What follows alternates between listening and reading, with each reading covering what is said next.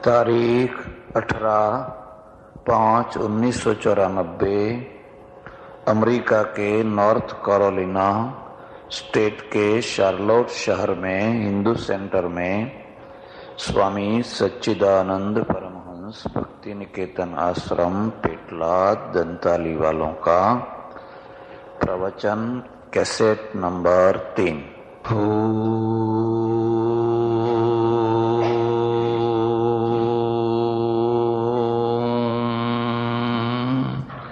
नमः शान्ताय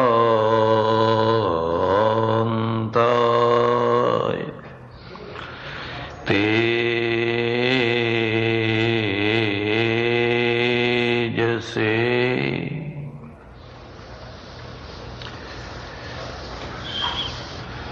Charlotte Hindu centre के chairman महोदय, प्रमुख महोदय, उनके सहयोगी सज्जनगण, माताएं और सज्जनगण, एक अपना घर होता है, एक पराया घर होता है, एक किराए का घर होता है और एक धर्मशाला होती है। मैं इन सब का विवेचन करना नहीं चाहता, लेकिन इन चारों में आदमी को सबसे ज्यादा सुख अपने घर में मिलता है। पराया घर, चाहे वो संगमरमर का बना हुआ हो, चाहे सोने का बना हुआ हो, लेकिन पराया घर वो पराया घर है। उसमें आप पूर्ण निर्भय होकर के, निसंकोच होकर के नहीं रह सकते। भीतर से एक प्रकार का भय रहता है, मेरे से कोई गलती हो गई तो, कहीं कोई बुरा मान गया तो, इसको छूऊं या ना छूऊं, यहां जाऊं या ना जाऊं, इसको देखूं या ना देखूं। एक किराया का घर होता है। किराए के घर में भी एक मुश्किल ये होती है कि उसकी डिजाइन अपनी बनाई हुई नहीं होती है। किसी ने जैसी डिजाइन बना दी, आप रहिए, आप अपनी डिजाइन यहां लागू नहीं कर सकते। लेकिन कभी किराए के घर में भी रहना पड़ता है। एक धर्मशाला होती है। कभी आप यात्रा करने गए, कहीं घूमने फिरने गए, तो कहीं धर्मशाला में टिकना पड़ता है। अमेरिका में शायद कहीं धर्मशाला नहीं है, मोटेल ही मोटेल, जिधर देखो उधर मोटेल ही मोटेल है। और भारत में बहुत धर्मशालाएं हैं, बहुत धर्मशालाएं हैं। कुछ धर्मशालाएं तो ऐसी है कि एक नया पैसा भी न दे करके आप रह सकते हैं, क्योंकि हमारे यहां तीर्थ बहुत है और यहां शायद तीर्थ नहीं है। यहां इतने तीर्थ नहीं, लोग घूमने जाते हैं लेकिन तीर्थ यात्रा के लिए नहीं जाते हैं। और हम लोग तीर्थ यात्रा के लिए जाते हैं, तो कभी कभी धर्मशाला में भी टिकना पड़ता है। लेकिन आप कहीं भी जाएं, चाहे स्वर्ग में भी जाएं, मुझे विश्वास है कि आप में से किसी को जल्दी नहीं होगी, है? लेकिन फिर भी जो अपना घर है, वो अपने घर में आदमी को जो शांति मिलती है, सुख मिलता है, वो और कहीं नहीं मिलता है। गुजराती में एक कहावत है, दुनिया नो छेड़ो घर। दुनिया कहां पूरी होती है? अपने घर में। एक पंछी होता है, सुबह में उड़ता है, दूर दूर तक जाता है पेट के लिए, लेकिन जब शाम होती है तो अपना घोंसला जहां होता है, जहां माला होता है, वहीं आ जाता है और वहीं वो रात बसेरा करता है, वहीं उसको शांति मिलती है। अपना जो घर है उसमें भी कुछ भेद है। पहली बात तो यह है कि आपके घर में कितने कमरे हैं। एक दूसरी बात है, क्या आप हर कमरे को जानते हैं? कभी कभी लोग ऐसे भी होते हैं कि उनके कई कमरे होते हैं लेकिन उनको पता ही नहीं होता किस कमरे में क्या रखा है, क्या नहीं रखा है। जैसे हर चीज कंप्यूटर में आजकल रखी जाती है, कोई भी चीज हो कंप्यूटर में से निकाली जाती है, ऐसे घर में भी एक कंप्यूटर होता है। उसको पूछा जाता है फलानी चीज कहां है, उस कमरे में क्या रखा है। मतलब समझे कंप्यूटर का? उनको कुछ पता नहीं है, वो तो कहो पूछते कहो वो चीज कहां है। और एक कंप्यूटर ऐसा होता है उसको हर चीज का पता होता है, कौन सी चीज कहां रखी हुई है, किस जगह पर रखी हुई है। धर्म जो है वो भी अपना घर है। आपका हिंदू धर्म, चाहे उसको सनातन धर्म कहो, चाहे वैष्णव धर्म कहो, चाहे और भी नाम जो भी कहना वो कह दो, वो भी आपका अपना एक घर है। और उसमें कई कमरे हैं। बच्चों के लिए भी कमरे हैं, आए गए लोगों को बैठने के लिए भी कमरे हैं, ध्यान भजन करने के लिए भी कमरे हैं, और कीमती चीजें रखने के लिए भी कमरे हैं। कई कमरे हैं। लेकिन मुश्किल यह है कि आपको पता है, अपने घर का पता है। आप 60 बरस के हुए, 70 बरस के हुए, 80 बरस के हुए, आपको अपने घर का पता है, हर कमरे का पता है। कहीं ऐसा तो नहीं है कि आप 80 बरस के हो गए हैं लेकिन अभी चिल्ड्रन के कमरे में घूम रहे हैं। वो बच्चों के लिए जो कमरा बना है वहीं पर चक्कर लगा रहे हैं, और भीतर में कई कमरे हैं, जाकर के देखो। और इसलिए हम लोगों का कहना है कि पहले अपने घर को जानो। अगर अपने खुद के घर को नहीं जानोगे और दुनिया भर को जान लोगे तो ऐसा होगा कि हम अपने आप को तो कुछ जानते नहीं है।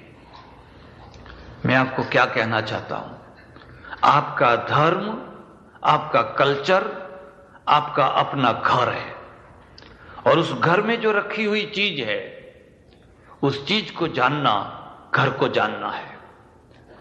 प्रसंग के अनुरूप कल मैंने कहा ये गणेश भगवान यहां बिठाए हैं।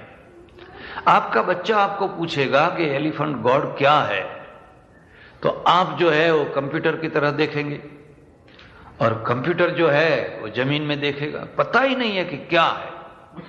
और तब जो बच्चा है वो कहेगा डैडी मैं मंदिर नहीं आऊंगा, मुझे मंदिर में अच्छा नहीं लगता है। उस बच्चे को मंदिर में आने से रोकने वाला कोई विधर्मी नहीं है, कोई दुश्मन नहीं है। लेकिन हम उसको अपना घर नहीं समझा सके, उसकी रुचि नहीं हुई, उसको आने की इच्छा नहीं हुई, तीव्रता नहीं हुई, वो अपने आप आते हो वो बंद हो गया।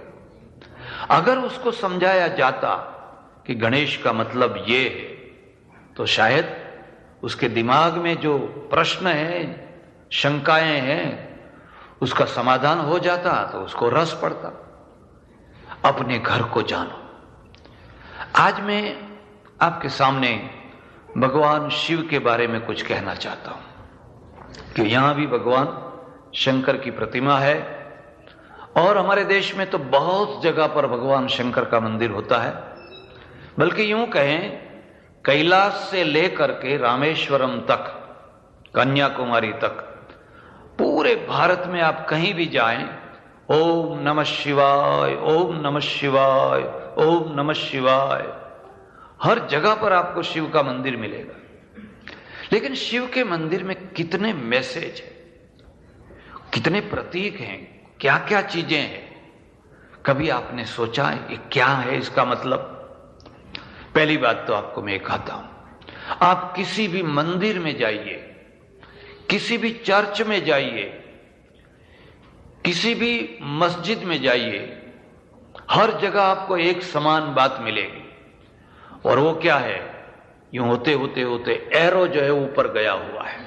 वो चर्च का भी एरो ऊपर गया हुआ है, मंदिर भी जो है ऐसे होते होते होते ऊपर गया है, और मस्जिद के जो मीनारे हैं वो भी ऐसे होते होते ऊपर गए हुए। चाहे जैन मंदिर हो, चाहे बौद्धों का हो, चाहे कोई भी हो, हर मंदिर में, हर धर्म स्थान में आप एक चीज पाएंगे पहले वो बड़ा है, फिर छोटा होता होता होता होता यूं ऊपर चला गया है। क्या मैसेज है उसमें से, क्या प्रेरणा क्या मिलती है? प्रेरणा ये मिलती है, यहां आप आए हैं ऊर्ध्वग्रेता होने के लिए, ऊर्ध्वगामी होने के लिए। जीवन एक ऐसा है, चाहे तो आप नीचे जा सकते हैं, चाहे तो आप ऊपर जा सकते हैं। पानी को जब नीचे जाना होता है, मोटर नहीं लगानी पड़ती है, पानी अपने आप नीचे जाता है। लेकिन पानी को जब ऊपर चढ़ना होता है तो मोटर लगानी पड़ती है, पंप लगाना पड़ता है। आदमी की भी यही हालत है। आदमी को अगर नीचे जाना है, कोई मोटर लगाने की जरूरत नहीं है, अपने आप नीचे चले जाओगे। और एक बार नीचे जाना शुरू किया तो अपने आप गति आती जाएगी, इतनी गति आ जाएगी कि फिर रुकना मुश्किल हो जाएगा, क्योंकि यहां ढलान है, ढाल है, ढलान है। एक बार उसमें गति आ गई, फिर रोकना रुकना बहुत कठिन हो जाएगा उसमें अपने आप। हमारे एक सज्जन है, हुआ ऐसा तो बड़ी हिल पर वो रहते हैं यहां अमेरिका में, और उनकी गाड़ी कार वो ला रहे थे, ब्रेक फेल हो गई, ब्रेक फेल हो गई। आप मानिए कि आपकी कार में सब कुछ अच्छा है लेकिन ब्रेक नहीं है, क्या परिणाम होगा? सब कुछ अच्छा है, बहुत अच्छा है, लेकिन सिर्फ एक ब्रेक नहीं है, तो उसका परिणाम क्या होगा? विनाश होगा। आदमी है, प्रजा है, समाज है, सब कुछ ठीक है, लेकिन ब्रेक नहीं है, ब्रेक नहीं है। मैं उत्तर गुजरात में एक महात्मा की समाधि के निमित्त गया था। बड़े अच्छे महात्मा थे, हमारे प्रेमी थे, और मैं खास गया था। बहुत से लोग आए थे। मेरे पास में कोई कार नहीं थी, तो लौटते समय 2-3 कारों वाले तैयार हो गए। वो कहे मेरी गाड़ी में बैठो, वो कहे मेरी गाड़ी में बैठो। एक गाड़ी बुढ़े लोगों की थी और एक जुआन लोगों की थी। युवान जो थे उनकी इच्छा थी कि हमारी गाड़ी में बैठिए, और बुढ़े जो थे उनकी इच्छा थी कि हमारी गाड़ी में बैठिए, सत्संग करना है, चर्चा करनी है।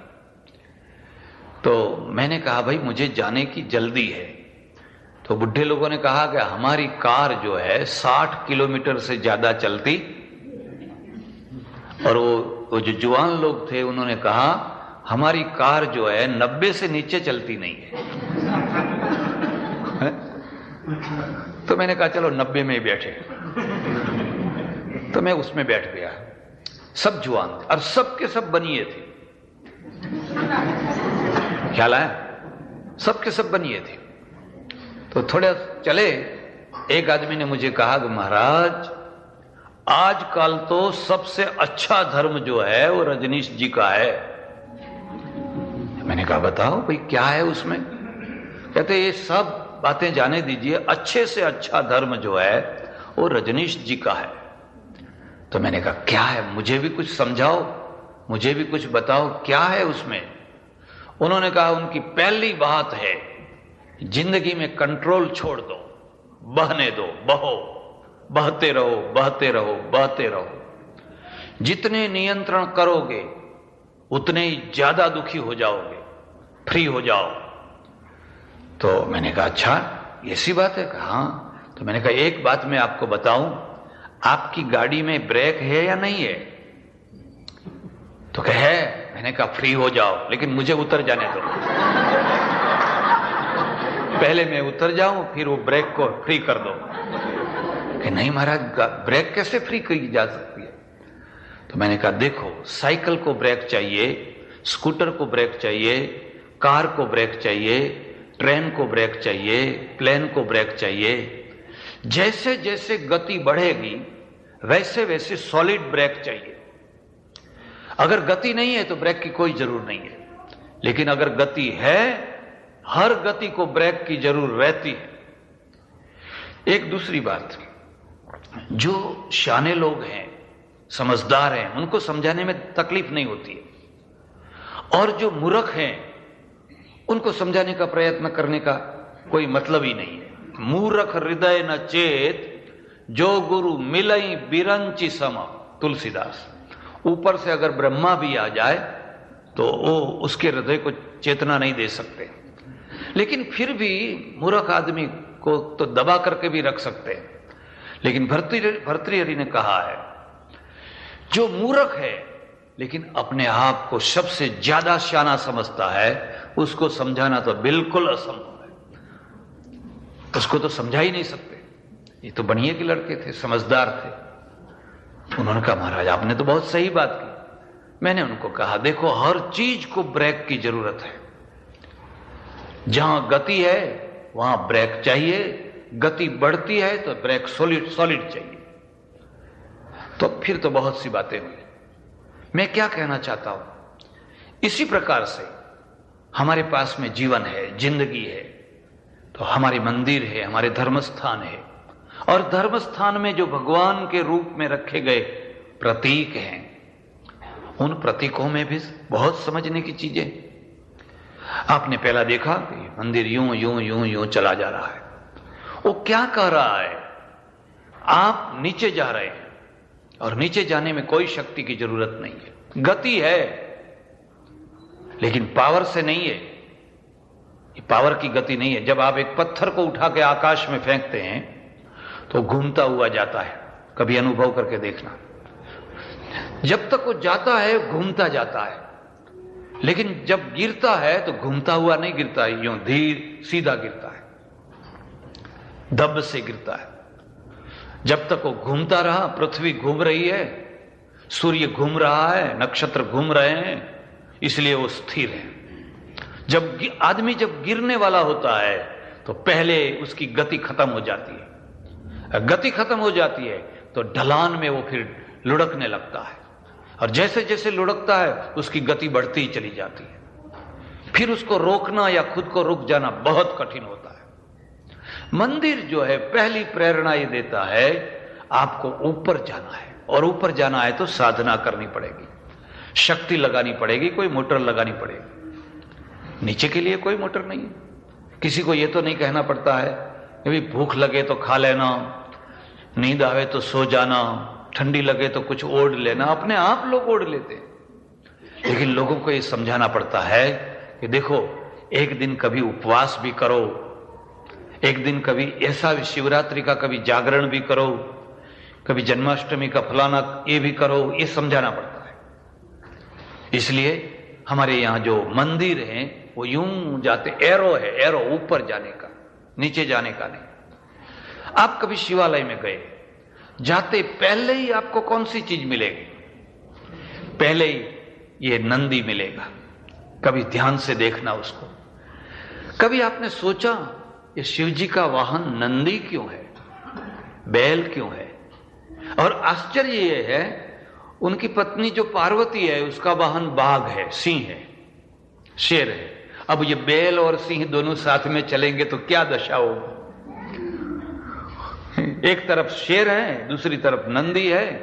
वो शेर जो है, शेर का तो ये भोजन है, आहार है, कैसे चलेंगे साथ में? लेकिन आपने देखा वहां एक नंदी है। आप गौर से देखिए, कभी शिवालय में जाएं तो बहुत गौर से देखिए, उन जो नंदी है उस नंदी के 3 पांव मुड़े हुए हैं, एक ही पांव यूं है, चारों पांव मुड़े हुए नहीं है, या चारों पांव खड़े भी नहीं है, 3 पांव मुड़े हुए हैं, और एक चौथा पांव जो है वो ऐसा सीधा किया हुआ है। कभी सोचा कि ऐसा क्यों किया है? कल मैंने आपको बताया था, हमारे यहां जो वाहन है उस वाहन का मतलब होता है जो चीज ऊपर बैठने वाली है उसको गति करावे, उसका नाम है वाहन। तो शिव जो है वो किस पर बैठता है? नंदी पर। और नंदी क्या है? पहली बात, शिव का मतलब है कल्याण, मंगल, शुभम, लाभ, जिसमें हमारा भला होता है उसको कहते हैं शिव। उसकी बात पीछे कहूंगा। तो उस नंदी के ऊपर क्यों बैठते हैं और नंदी क्या है, मैं अपने घर की बात नहीं कहूंगा। हमारे यहां ग्रंथों में बताया गया है, धर्म जो है वो नंदी है, धर्म जो है बैल है। क्यों? क्योंकि धर्म का मतलब पुरुषार्थ है। आपने हर प्राणी को देखा, लेकिन भारत में बैल जितना पुरुषार्थ करता है उतना और कोई प्राणी पुरुषार्थ करता? शेर, बाघ, फलाना फलाना फलाना, नंदी पुरुषार्थ करता है सुबह से शाम तक, बैल जो है। और इसीलिए हमारे गुजरात में जो किसान होते हैं वो बैल को बापा बापा कह के बुलाते हैं। बापा माने पिता, तुम हमारे पिता हो, क्योंकि तुम्हारी खांद पर ये सारी जमीन पड़ी हुई है और उसी जमीन में मेरा पेट है। अगर तुम नहीं होते तो ये मेरी जमीन कोई जोतता नहीं और मेरा पेट नहीं भर सकता, और मेरा ही नहीं है, सारी दुनिया का पेट इसी से भरा जाता है। इसलिए हमने ये माना कि जो ये बैल है ये पुरुषार्थ का प्रतीक है। लेकिन पुरुषार्थ जो है वो दो प्रकार के होते हैं, एक अपने खुद के लिए, एक दूसरों के लिए। आप कमाते हैं अपने लिए, लाखों रुपए कमाए, क्या हो गया? आप क्या खाते हैं, कैसे बंगले में रहते हैं, कैसी पतलून पहनते हैं, पहने, हमको क्या लेना देना है उससे। लेना देना कब होता है? आप दूसरों के लिए क्या करते हैं। हिंदू सेंटर के लिए क्या किया? जब ये हॉल बन रहा था, जब और कोई चीज बन रही थी, आपने कोई हिस्सा लिया? बल्कि कभी कुछ लोग तो ऐसे होते हैं, वो कहते हैं तेल देखो, तेल की धार देखो, अभी जल्दी मत करो। ये कोई होने वाला नहीं है ये काम, इनकी ताकत नहीं कि काम कर सके। इनके दिमाग में हमेशा निराशा बैठी रहती है। आप कोई भी काम शुरू कीजिए, उनके दिमाग में पहले यही चीज आती है, ये कुछ होने वाला नहीं है, इनकी क्या औकात है, इनकी क्या ताकत है। तो फिर क्या कहते हैं, खुद तो नहीं देते हैं, लेकिन कोई देने वाला होता है ना, उसको भी कहते हैं रुक जाओ, अभी रुक जाओ, देखो तो सही कहां तक काम होता है।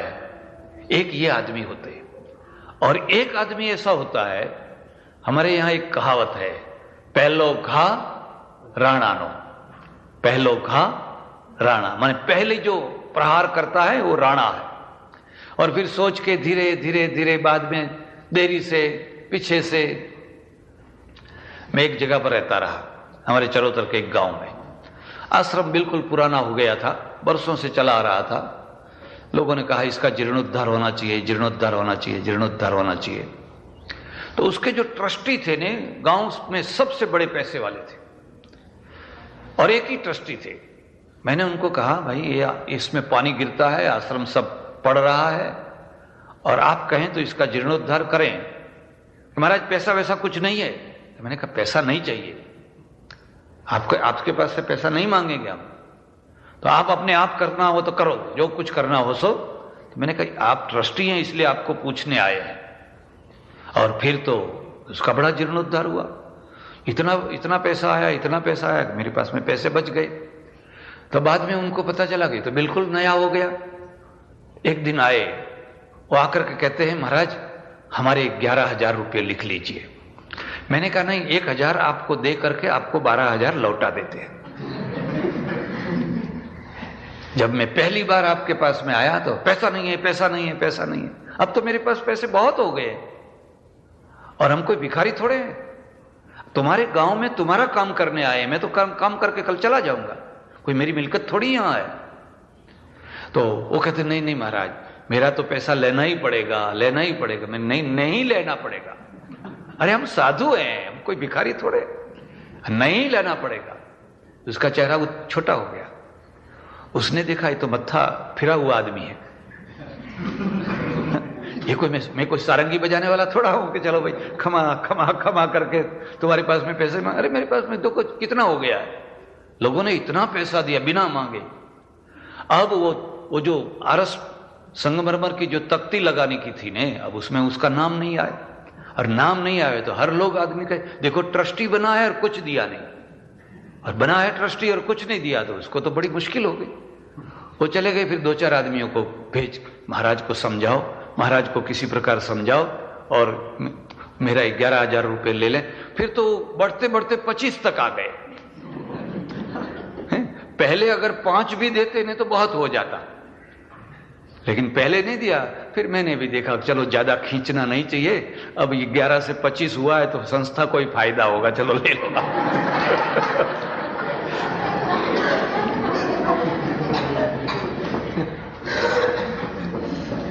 आदमी जो है ने, इस ढंग से होता है।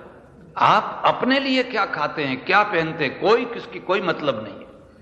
आपने समाज के लिए क्या किया, समाज के लिए जो कोई चीज हो रही थी उस समय क्या किया। इसीलिए यहां प्रतीक बना दिया बैल का। बैल पुरुषार्थ करता है। अगर आप में से किसी ने भी देश में खेती की हो तो आपको पता होगा, पूरे दिन का थका हुआ बैल बैठा है, लेकिन रात को आप उसको फिर उठा करके कहीं 2 मील 10 मील जाना है, बैलगाड़ी में उसको जोत देते हैं तो वो मना नहीं कहता है, वो चलने लगता है, वो चलने लगता है, वो चलने लगता है। और इसलिए हम ये मानते हैं कि उसका हमारे पर बड़ा एहसान है, बहुत बड़ा एहसान है, और उसी लिए उसके पुरुषार्थ को हमने माना। ये परमार्थ का पुरुषार्थ करता है, सिर्फ अपने पेट के लिए। कभी आधा पेट रह जाता है, कभी उसका घर वाला उसको पानी पिलाना भूल जाता है, फिर भी वो काम करता रहता है। उसी को प्रतीक बना करके हमने कल्याण का वाहन बना दिया। कल्याण कौन कर सकता है, शिव कौन कर सकता है। उसको समय पर पानी न दिया गया तो भी वो काम करता है, भोजन नहीं दिया गया तो भी वो काम करता है। जब भी कहीं भी कोई संस्था बनती है, वो कोई न कोई ऐसा 1-2 आदमी, 1-2 ऐसे होते ही हैं, उनके द्वारा ये संस्था होती है। और कभी ऐसा भी होता है कि जब पूरा तैयार हो गया और फोटोग्राफ लेने के हुए तो जिन्होंने कभी कुछ नहीं आगे आके खड़े हो जाते हैं। और वो तो कहीं काम करता है, उसको तो आगे आने की कोई इच्छा ही नहीं है, उसको पकड़ के लाना पड़ता है, चलो चलो तुम्हारा एक पिक्चर लेना है, अगर नहीं तुम ले लो, अपने क्या करना है। वो तो काम करता है, क्यों? परमार्थ है। वही आदमी काम कर सकता है, वही समाज का पुरुषार्थ होता है। इसलिए हमारे पूर्वजों ने ये नंदी को वाहन बना दिया, और किसी को नहीं। ये परमार्थ है, ये धर्म है, और दूसरों के लिए जिंदगी भर वो मेहनत करता रहता है। लेकिन मरते समय ये कभी ये शिकायत नहीं करता है, मुझे क्या मिला, मुझे क्या मिला, मैंने इतना इतना किया लेकिन मुझे क्या मिला। हम लोग ऐसे हैं, हम लोग हमेशा शिकायत करते रहते हैं, अरे मैंने सब कुछ किया लेकिन मुझे क्या मिला। आपको क्या चाहिए बताओ? 2-4 ईंटें चाहिए तो ले जाओ। अरे कुछ नहीं चाहिए, यही काम है। बैल कभी ये फरियाद नहीं करता है कि मुझे क्या मिला, मुझे क्या मिला। कुछ मिलना नहीं है, कुछ लेना नहीं है, बस देना ही देना है। एक चीज मन में नक्की कर ली गई, बस देना ही देना है, बस आप शिव हो गए। लेकिन आपने देखा उसके 4 पांव हैं। ये 4 पांव को समझना है। सत्य, दया, तप और दान, ये धर्म के 4 पांव हैं। सत्य की प्रधानता होती है तब सतयुग कहा जाता है। सतयुग का मतलब ये नहीं कि तब कोई पाप नहीं करता है, कोई गुनाह नहीं करता है, कोई अपराध नहीं करता है, ऐसा नहीं। हिंसा तो उस समय भी होती है, लेकिन लोग झूठ नहीं बोलते, जो कुछ है बोल दिया, मैंने ऐसा कर दिया है। और यहां अमेरिका में, ब्रिटेन में भी मैंने कई जगह पर देखा, उन्होंने कोई गलती की तो कोर्ट में कह देगा मेरे से हो गई है। और हमारी मुश्किल ये है कि हम पहले कहते महाराज मैं तो वहां था ही नहीं, मैं तो कुछ जानता ही नहीं। भारत में मध्य प्रदेश है, और मध्य प्रदेश में एक बस्तर जिला है, बिल्कुल आदिवासियों का जिला है। एक आदमी ऐसा है कि दूसरे का गला काट डालता है, और फिर हाथ में वो चोटी गला पकड़ करके पुलिस थाने में चला जाता है, और वो इंस्पेक्टर को कहता है देखो मैंने इसका खून किया है। बात सरल हो गई, खून किया, लेकिन वो खुद स्वीकार कर लेता है। अब धीरे धीरे धीरे धीरे हम लोग वहां पहुंचे, आदिवासियों के यहां पढ़े लिखे समझदार शाने लोग पहुंचे, और वो लोग उनको सिखाते हैं कि देखो ऐसा कहो मैं कुछ नहीं जानता हूं। तो कहते नहीं ऐसा नहीं बोलेंगे, हाँ ऐसा कैसे, मैंने किया है तो फिर कैसे झूठ बोलूंगा। तो हम लोग जाकर के उनको नागरिक बना रहे हैं, क्योंकि वो तो जंगली है, क्योंकि सच्चा बोलते हैं इसलिए जंगली है, और हम लोग नागरिक हैं क्योंकि हमको झूठ बोलने की तरकीब आती है। सही बात है। इसलिए पहले जो है हम लोग जब कहते हैं कि ये सतयुग था, उसका मतलब ये है आदमी से कोई गलती हो गई, कुछ हुआ, वो कह देता है कि मेरे से ये हो गया। बहुत आसानी से न्याय होता है, बड़ी जल्दी से उसका निपटारा हो जाता है। लेकिन सतयुग पूरा हुआ, वो पांव मुड़ गया, कट नहीं गया, मुड़ गया। अब जो ये नंदी है वो 3 पांव पर खड़ा है, 3 पांव पर। प्रधानता किसकी है? दया की प्रधानता है, अहिंसा की नहीं। एक बहुत बड़ी गलती हिंदुइज्म में हो रही है। हम लोग न हिंसावादी हैं न अहिंसावादी हैं। भगवत गीता न अहिंसावादी है न हिंसावादी है, वास्तववादी है। ये अहिंसा अहिंसा अहिंसा बहुत बड़ी गलती है, बहुत बड़ी गलती है। क्या गीता में अहिंसा है? ये युद्ध हुआ अहिंसा से हुआ। हम लोग अहिंसावादी नहीं है और हम लोग हिंसावादी भी नहीं है। तो क्या है? जिस समय पे जो कुछ करना चाहिए वो करना, उसका नाम है वास्तववाद। उसको वास्तववाद कहते हैं। कभी ऐसा होता है हिंसा के द्वारा अहिंसा होती है और कभी ऐसा होता है अहिंसा के द्वारा हिंसा होती है, अहिंसा के द्वारा हिंसा होती है। मेरी किताब है और आपकी इच्छा हो गुजराती में तो पढ़ना, मारा अनुभव, इंग्लिश में भी है। उसमें मैंने एक चैप्टर लिखा है। 1962 चाइना ने एकदम हमारे ऊपर अटैक कर दिया और हम इतने बेखबर या इतने बुद्धू थे कि छोटी लड़ाई को भी हम सहन नहीं कर सके और भागते हुए ठेठ बमदीला तक चले आए। असम में, नेफा में बिल्कुल करारी हार, बेइज्जती हो जाए इतनी हार। तो मैं बहुत दुखी था, बड़ा दुखी था। मैं ट्रेन में दिल्ली जा रहा था और स्लीपिंग कार थी। सुबह हुई, शायद लखनऊ या कानपुर आया और हम लोग थे तो देखा तो मेरे अलावा और जो 4-5 आदमी है वो सब मिलिट्री के हैं। तो मैंने देखा ये तो सब मिलिट्री के आदमी है, तो अब ठीक है। अब लखनऊ या कानपुर आया तो उन्होंने चाय मंगाई, 5 कप चाय, 25 पैसे की तब चाय मिलती थी। वो जो बच्चा है ना, चाय चाय चाय चाय, उसने 5 कप चाय दी और फिर वो 2-3 बार आ गया, बाबूजी पैसे दीजिए पैसे दीजिए पैसे दीजिए। तो पैसे नहीं निकाले। जब ट्रेन चालू हुई तो उन्होंने कहा देखो 10 रुपए है, चिल्लर लाओ। पहले चिल्लर, अब 10 रुपए का चिल्लर कहां उसके पास में है। और ट्रेन गति में आ गई तो वो चिल्ला रहा है बाबूजी पैसे दे दीजिए पैसे दे दीजिए, और वो 10 रुपए दिखा रहे हैं। तो मैं समझ गया कि इनकी दानत जो है पैसे देने की। मैंने झट से जेब में हाथ डाला, 2 रुपए की नोट निकाली और बच्चे को पकड़ा दी। मैंने कहा जाओ ले जाओ पैसे। तो वो खुश हो गया। तो उन्होंने मुझे कहा अरे महाराज आपने क्यों दे दिए? मैंने कहा कोई बात नहीं, आपके पास में छूटे नहीं थे, अब आपसे ले लेंगे।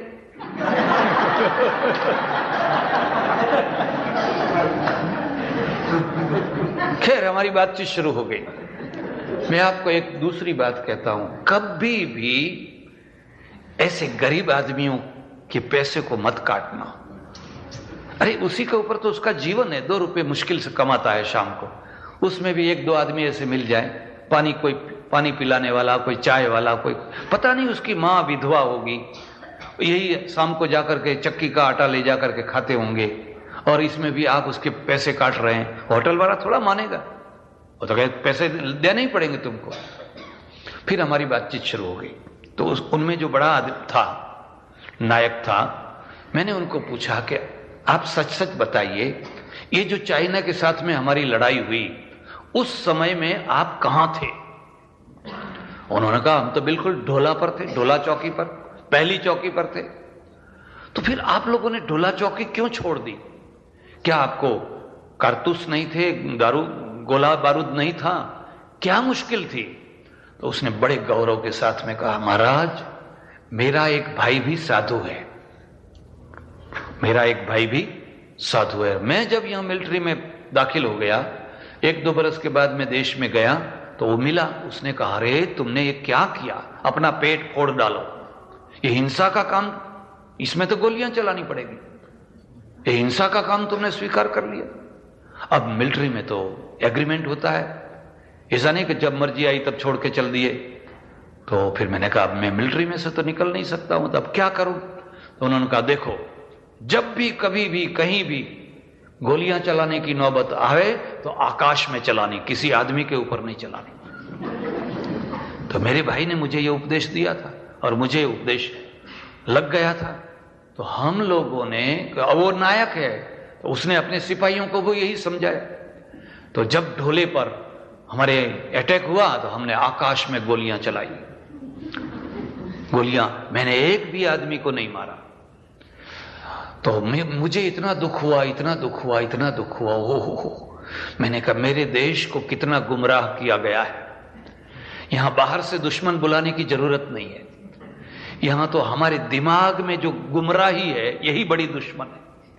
हर जगह पर गुमराह किया गया है। तो मैंने आक्रोश में, आवेश में आकर के कह दिया, तुम भी और तुम्हारा भाई भी दोनों नरक में जाओगे। अरे अरे महाराज ऐसा क्यों कर रहे हो? तो मैंने कहा आपने विश्वासघात किया। विश्वासघात बहुत बड़ा पाप है। इस देश की इतनी करोड़ों जनता ने आपको अपनी सुरक्षा के लिए तनख्वाह दी है, वेतन दिया है, और वहां पर चौकी पर आपको बिठाया है कि आप पूरे देश की जनता की रक्षा करेंगे, लेकिन आपने आकाश में गोलियां चलाई।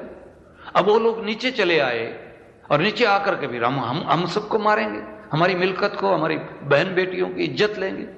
तो आप लोगों ने विश्वासघात किया, बड़ा पाप किया। तो उसने कहा महाराज मुझे भी ऐसा लगता रहा, लेकिन मैं अपने भाई के प्रभाव में आ गया था। अब मैं नहीं समझ पा रहा हूं कि मुझे क्या करना चाहिए। तो मैंने कहा प्रायश्चित करना चाहिए। प्रायश्चित का मतलब जानते हैं? अगर कोई गलती हो गई है तो उसको ठीक करने के लिए अपने आप उसकी सजा भोगना। बताओ, आप बताओ मैं क्या प्रायश्चित करूं? मैंने कहा जब कभी दूसरी बार लड़ाई हो और आप अगर फ्रंट पर हो और गोलियां चलानी पड़े तो अगल बगल के लोग जितने आदमियों को मारे उससे 4 गुने आदमियों को आप मारना, आपका पाप मिट जाएगा। मारने से? मैंने कहा हाँ मारने से। एक हमारे जैन साधु है, मैंने उनको ये बात सुनाई। मैंने कहा देखो ऐसा ऐसा हुआ, और मैंने उनको 4 गुने आदमियों को मारने के लिए कहा। तो मुझे कहते हैं कि महाराज तो आप तो नरक में जाएंगे। मैं कहा जाने दो, एक आदमी नरक में जाता है तो जाने दो, लेकिन पूरा देश अगर नरक से बचता है ने तो मैं अकेला नरक को भोग लूंगा। लेकिन अगर इसी प्रकार की ब्लूप्रिंट बनाई गई तो पूरा देश नरक में चला जाएगा। हम अहिंसावादी नहीं है, हम हिंसावादी भी नहीं है, हम किसी को मारना नहीं चाहते। लेकिन अगर कोई हमको मारना चाहता है तो हम ऐसी अहिंसा नहीं मानते हैं जिससे कि हिंसा करने वाले को फायदा ही फायदा हो। ये तो बुज़दिली है। हम ऐसी अहिंसा को नहीं मानते कि जो हिंसा वाला है उसको फायदा ही फायदा हो, तो समझता है कि तो अच्छा है, इनको चाहे इधर मारो, चाहे इधर मारो, चाहे इधर मारो, चाहे उधर मारो, हर जगह पर मार सकते हैं। पंजाब से लोग निराश्रित बन करके आए, सिंध से आए, कहां से आए, लाखों की तादाद में आए, बांग्लादेश से आए, उधर से आए, उधर से आए, हर मार खा खा करके आए। क्यों? क्या है इसमें? अहिंसा है। इसलिए धर्म का जो पांव है वो दया है, और दया का मतलब होता है सामने वाला जो व्यक्ति है, प्राणी है, जीव है, उसके ऊपर दया करने की। और दया कभी कभी ऐसा होता है, गांधी जी ने साबरमती आश्रम में एक बछड़े को मरवा दिया। बड़ा उहापोह, बड़ा तहलका मचा।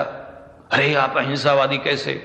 उन्होंने देखा है कि बछड़ा जी नहीं सकता है, दुखी हो कर दुखी होता है और परेशान होता है।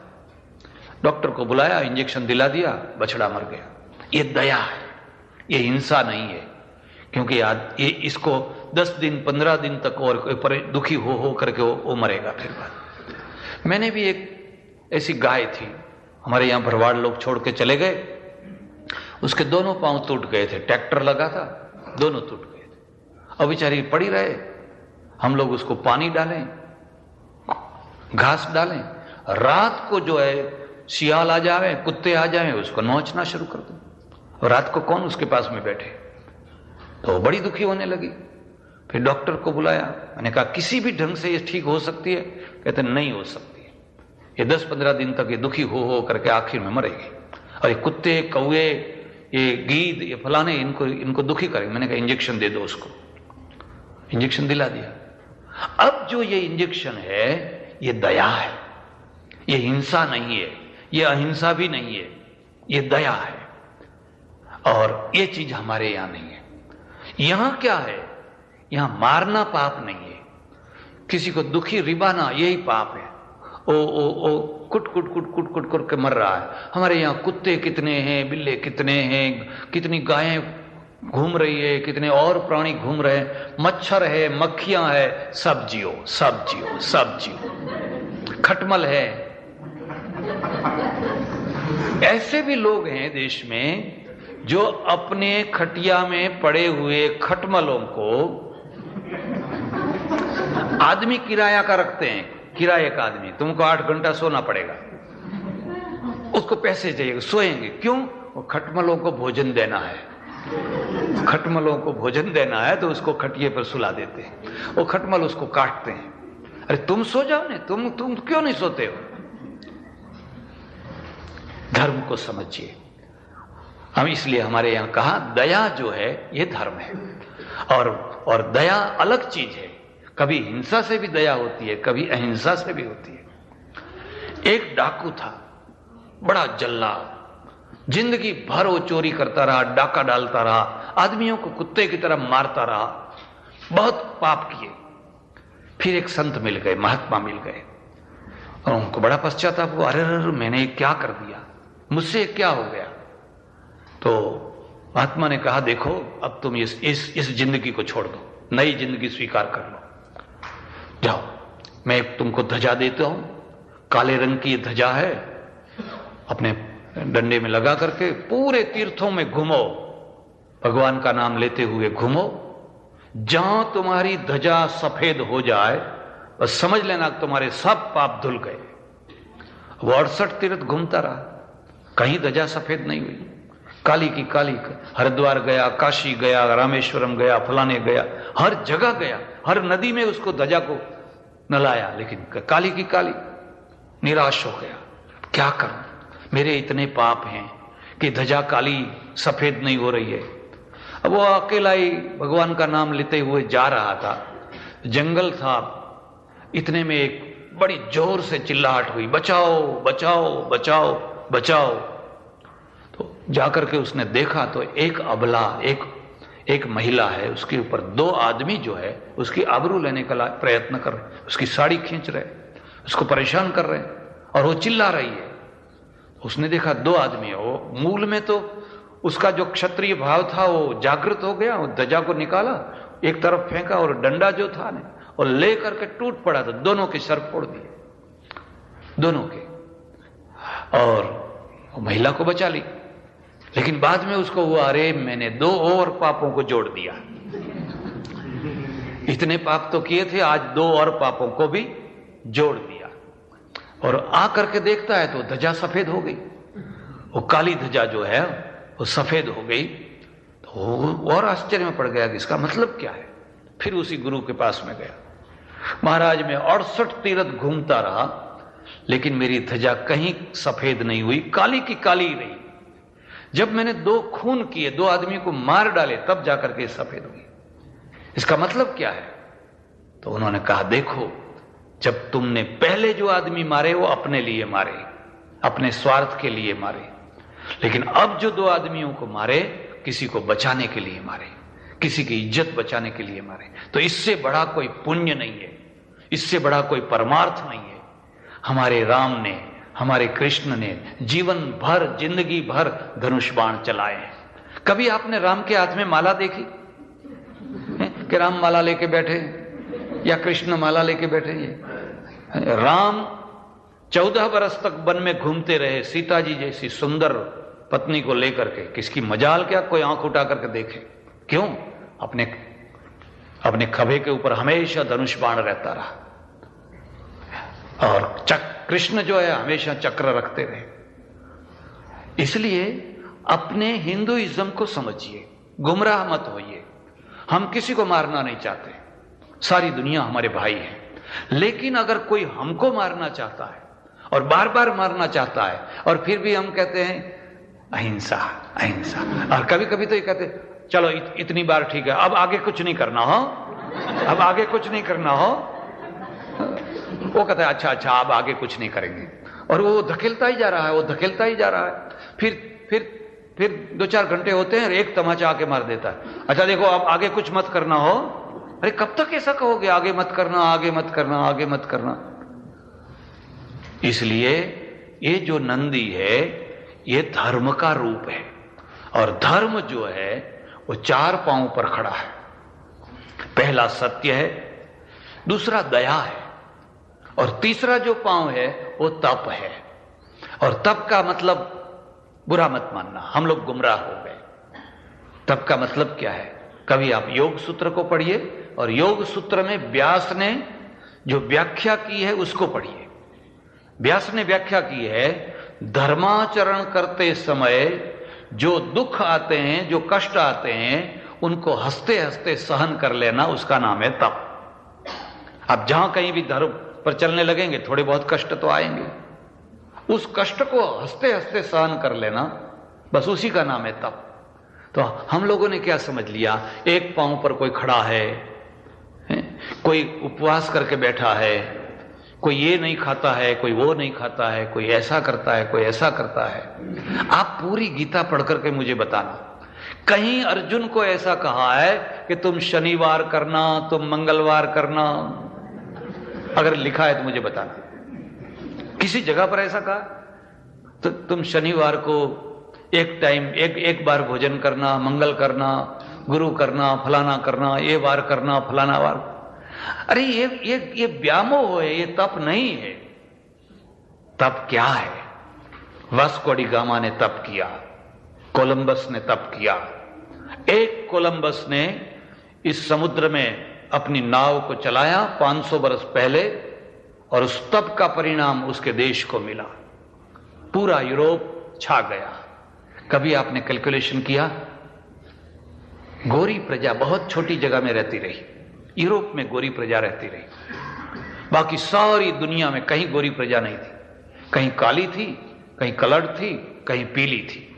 गोरी प्रजा तो यूरोप के छोटे से भाग में थी, लेकिन ये सारी प्रजाओं में न काली आगे निकली, न पीली निकली, न कलर्ड निकली, ये गोरी प्रजा आगे निकली। उसका परिणाम ये हुआ कि आज सबसे कम तादाद की ये गोरी प्रजा सबसे ज्यादा धरती पर बैठी हुई है। पूरा दक्षिण अमेरिका गोरी प्रजा के हाथ में है, पूरा अमेरिका, पूरा कनाडा, पूरा ग्रीनलैंड, पूरा ऑस्ट्रेलिया। आप दुनिया के ऊपर नजर डालिए, हम लोग जहां 25 आदमी बैठे हैं वहां वो एक आदमी बैठा है। इतनी बड़ी धरती को भोग रहा है। अर्जेंटीना में जाके जाइए, ब्राजील में जाकर जाइए, ब्राजील में कितने लोग हैं लेकिन कितना बड़ा देश है। और ऑस्ट्रेलिया में जाकर के देखिए, 3 भारत बन सकते हैं, लेकिन 1 करोड़ की आबादी है, सिर्फ 1 करोड़ की। तो हम लोग क्या करते रहे? क्यों हम लोग ऑस्ट्रेलिया तक नहीं दौड़े? क्योंकि हमारे यहां कोई तपस्वी नहीं था, और जो तपस्वी था वो हिमालय में जाके पलथी लगा के बैठ जाता रहा। बैठ गया और उसने लोगों को कहा पलथी लगाओ, पलथी लगाओ, पलथी लगाओ। लोग भी पलथी लगा कर बैठ गए, देश मर गया। ये राष्ट्रीय तप है, जिससे अपना देश ऊंचा आगे आवे, ये राष्ट्रीय तप है। जमशेदजी टाटा जो है वो तपस्वी थे, उसने मेहनत करके एक स्टील का कारखाना डाला, वो तपस्वी है। जिन लोगों ने हाई स्कूल बनाई, कॉलेजें बनाई, यूनिवर्सिटियां बनाई, ये तपस्वी थे, क्योंकि वहां से लोगों का भला हुआ।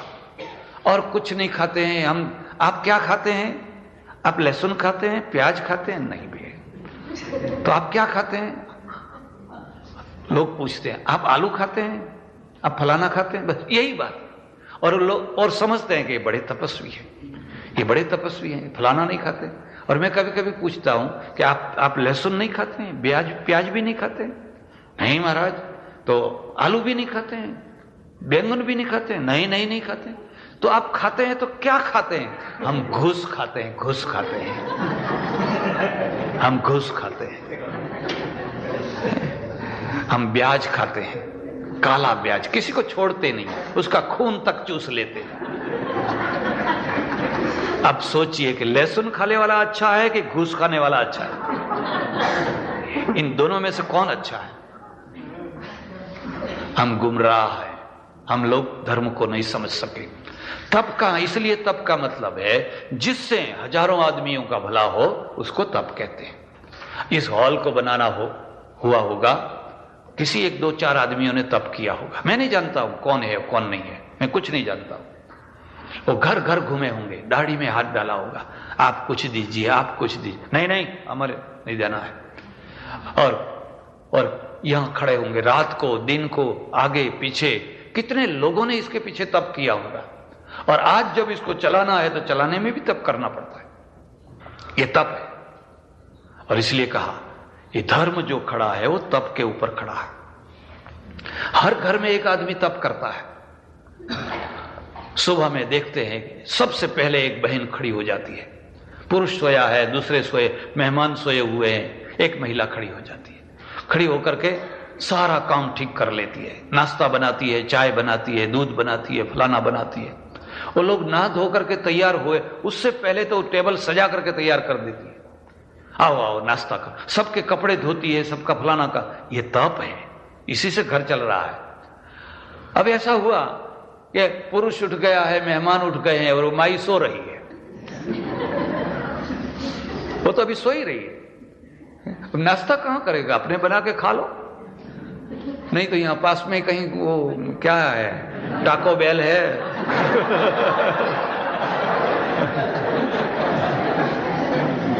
चाहे ब्रेड ले आओ, चाहे कुछ ले आओ, घर में कोई तपस्वी नहीं है। ये तप है। मां तप करती है तब बच्चा बड़ा होता है। हर मां को पूछिए वो कितना तप करती है, तब जाकर के कोई बच्चा बड़ा होता है। एक पेड़ को आप अपने आंगन में डालते हैं तो उसके पीछे तप करना पड़ता है, उसको पानी देना पड़ता है, खाद देना पड़ता है, तब जाकर पेड़ बड़ा होता है। एक बच्चे के लिए भी एक मां को बहुत बड़ा तप करना पड़ता है। ये तप है। और तप का मतलब ये नहीं है, हम लोग देखते हैं गांव में जाकर, देश में, गांव के बाहर एक साधु है, झूले में यूं लटका रहता है, 6 महीने से खड़ा है, उसको खड़े शरीर कहते हैं। महाराज खड़े हैं, बैठते ही नहीं, खड़े खड़े सोते हैं, खड़े खड़े खाते हैं, हर चीज खड़े खड़े करते हैं। लोग कहते बड़े तपस्वी है। तो क्यों खड़े हैं? कहते हैं इनको रामेश्वर जाना है, इसलिए रामेश्वर की टिकट चाहिए। रामेश्वर की टिकट के लिए आदमी 6 महीने से खड़ा है, उसको यज्ञ करना है, यज्ञ के लिए पैसा चाहिए। अरे रामेश्वर के लिए टिकट चाहिए तो जाकर के जॉब करो, अपने आप टिकट के पैसे इकट्ठा करो। नहीं, हम यूं खड़े हैं। क्या मिलता है? किसको क्या मिलता है? समाज को क्या मिलता है? देश को क्या मिलता है? धर्म को क्या मिलता है? जिस तप में से कुछ भी नहीं मिलता है, इसलिए भगवत गीता में कहा वो अघोर तप है और वो तमोगुणी है, उससे कोई फायदा नहीं। 3 प्रकार के तप बताए, सात्विकम, राजसम चैव तामसं चेति, ये 3 प्रकार के तप है। मुझे एक सज्जन ने कहा, महाराज हम लोग तो अपने मत्थे के बाल निकाल देते हैं, मत्थे के बाल खींच खींच करके इतना तप करते हैं। मैंने कहा मैं चमड़ा निकाल दूं मेरा, लेकिन मुझे पहले बताओ कि इन बालों को खींचने से क्या मिलता है? देश को क्या मिलता है? राष्ट्र को क्या मिलता है? पूरी प्रजा को क्या मिलता है? औरों को जाने दीजिए, आपको क्या मिलता है? अगर इसमें कोई लाभ, इससे मन सुधरता हो, बुद्धि सुधरती हो, आत्मा का कल्याण होता, मैं चमड़ा निकाल दूं। बताइए, मुझे समझाइए, इसमें क्या मिलता है? ये गुमराह है। और इसलिए ये जो नंदी है, नंदी का एक पांव तप है। और तप का मतलब है अपने सुखों के लिए नहीं, ये परिभाषा है, समाज के सुखों के लिए, मानव जात के सुखों के लिए, अपने सुखों को छोड़ करके जो उसमें लगा रहता है वो तपस्वी है। हर आदमी को सुख अच्छे लगते हैं। मैं एक बार जूनागढ़ गया, तो जूनागढ़ में एक लेप्रोसी की अस्पताल है, हॉस्पिटल देखने के लिए गया। तो एक स्पेनिश बाई है, 20 बरस से, 40 बरस हुए उसको, 20 बरस से सारे कोढ़ी लोग जो हैं, कुष्ठ रोगी सब उसमें कितने हैं, किसी का हाथ नहीं है, पांव, ऐसे सब देखने की भी इच्छा नहीं हो ऐसे। तो मैंने कहा आप कितने बरस से यहां है? मुझे कहा 20 बरस से। जब वो 20 बरस की थी तब आई थी, और आज 40 बरस की हुई है। 20 बरस से अकेली, कोई कंपनी नहीं, कोई उसका फ्रेंड नहीं, कोई उसका परिवार नहीं, इन कोड़ियों के बीच में वो काम कर रही है। तो मैंने कहा कम से कम इनको जो मलम लगाना या और कोई, तो वो तो सब नर्सें काम करती होगी। तो उन्होंने कहा नर्सें हैं, लेकिन इनके शरीर को कोई नहीं छूता है, मैं अपने आप करती हूं। क्यों नहीं छूते हैं? तो कहते उनको डर है कहीं हमको ना लग जाए, उनका रोग हमको ना लग जाए, कोई नहीं छूता है, तो मैं अकेली करती हूं सबके मलम को यूं हाथ से। तो आपको नहीं लग गया? मुझे कहा देखो नहीं लगा है। तो मैंने कहा इस जिंदगी में क्या आपको रस आता है, क्या आनंद आता है? उन्होंने कहा मेरे भगवान ने मुझे यही उपासना दी है, मेरे भगवान ने यही कहा है जाकर के रोगियों की सेवा करो, रोगियों की सेवा करो, यही मेरी उपासना है। आप सोचिए ये तपस्वी है, ये तप है। मदर टेरेसा तप करती है, ये लोग तप करते हैं। और हम लोग क्या करते हैं? हम लोग अपना मालपुआ है, कभी दूध पाक है, कभी लड्डू है, कभी ये है, लोगों का कल्याण करते हैं, लोगों के घर जाकर के उनका उद्धार करते हैं, उनका कल्याण करते हैं। गुमराह क्यों होते हैं? क्यों हम लोग गुमराह हुए हैं? क्योंकि तप को नहीं समझ सके, और लोग प्रभावित होते हैं। मैं ज्यादा चर्चा नहीं करूंगा। और चौथा जो पांव है, उस चौथे पांव का नाम है दान। तीनों पांव मुड़ गए, सत्य मुड़ गया, दया मुड़ गई, तप भी मुड़ गया, तीनों युग पूरे हो गए। अब एक पांव है जो दान है, इसलिए लिखा है दानम एकम कलौ युगे, दानम एकम कलौ युगे। आज मैं किसी को कहूं कि तप करो तो कहे महाराज ये काम नहीं है। आज मैं किसी को कहूं कि सच्चा बोलो, तो यहां तो फिर भी सच्चा बोल सकते हैं, लेकिन देश में आकर के सच्चा बोलना हो तो सत्यमेव जयते, लेकिन कहां सत्य कैसे बोले? सत्य बोलने का कोई चांस ही नहीं है। इसलिए एक दान है, और दान हिंदू प्रजा जितना दान देती है, दुनिया की कोई प्रजा इतना दान नहीं देती है। बंबई में जाकर के आप देखिए, कुछ मंदिर ऐसे हैं कि जिसके आगे बैठे हुए जो भिखारी लोग हैं, वो अपनी जगह खाली करने की पगड़ी मांगते हैं। कोई दूसरा भिखारी आकर बैठना चाहे तो कहते 50,000 दो तो मैं यहां जगह खाली कर दूं। सोचिए उसको कितनी आमदनी होती होगी। अब उसको कहो मेहनत करो, मेहनत करो, मजूरी करो, मेहनत करो। अरे मेहनत में 20 रुपए, 25 रुपए, 50 रुपए मिलेंगे, यहां तो रोज के 500 रुपए मिलते हैं। और सिर्फ यही कहना है कि सेठ तुम्हारी गद्दी तपती रहे, तुम्हारा दिमाग तपता रहे। और लोग डालते रहते पैसे, पगड़ी मांगते। हम इतना दान करते हैं, लेकिन हमारा दान सही माने में दान नहीं है। हम लोग अगर सही माने में दान करते तो हिंदू प्रजा क्रिश्चियन नहीं बनती, तो ये पादरियों के लिए कोई चांस नहीं रहता। हम तो बस कहीं होम हवन करा देते हैं, यज्ञ करा देते हैं, कहीं सप्ताह करा देते हैं, कहीं बहुत बड़ा समैया कर देते हैं, लाखों लाखों करोड़ों रुपए के खर्च कर देते हैं। क्या मिला? एक कुंभ मेला 800 करोड़ रुपए के खर्चे से होता है, आपको पता है? 800 करोड़ रुपए का खर्चा। क्या मिला? आपस में झगड़ते हैं, लड़ते हैं, मरते हैं प्रजा, और फिर स्नान आदि करके बिखर जाते हैं। हिंदू प्रजा को क्या मिला? 800 करोड़ में कितना काम हो सकता है?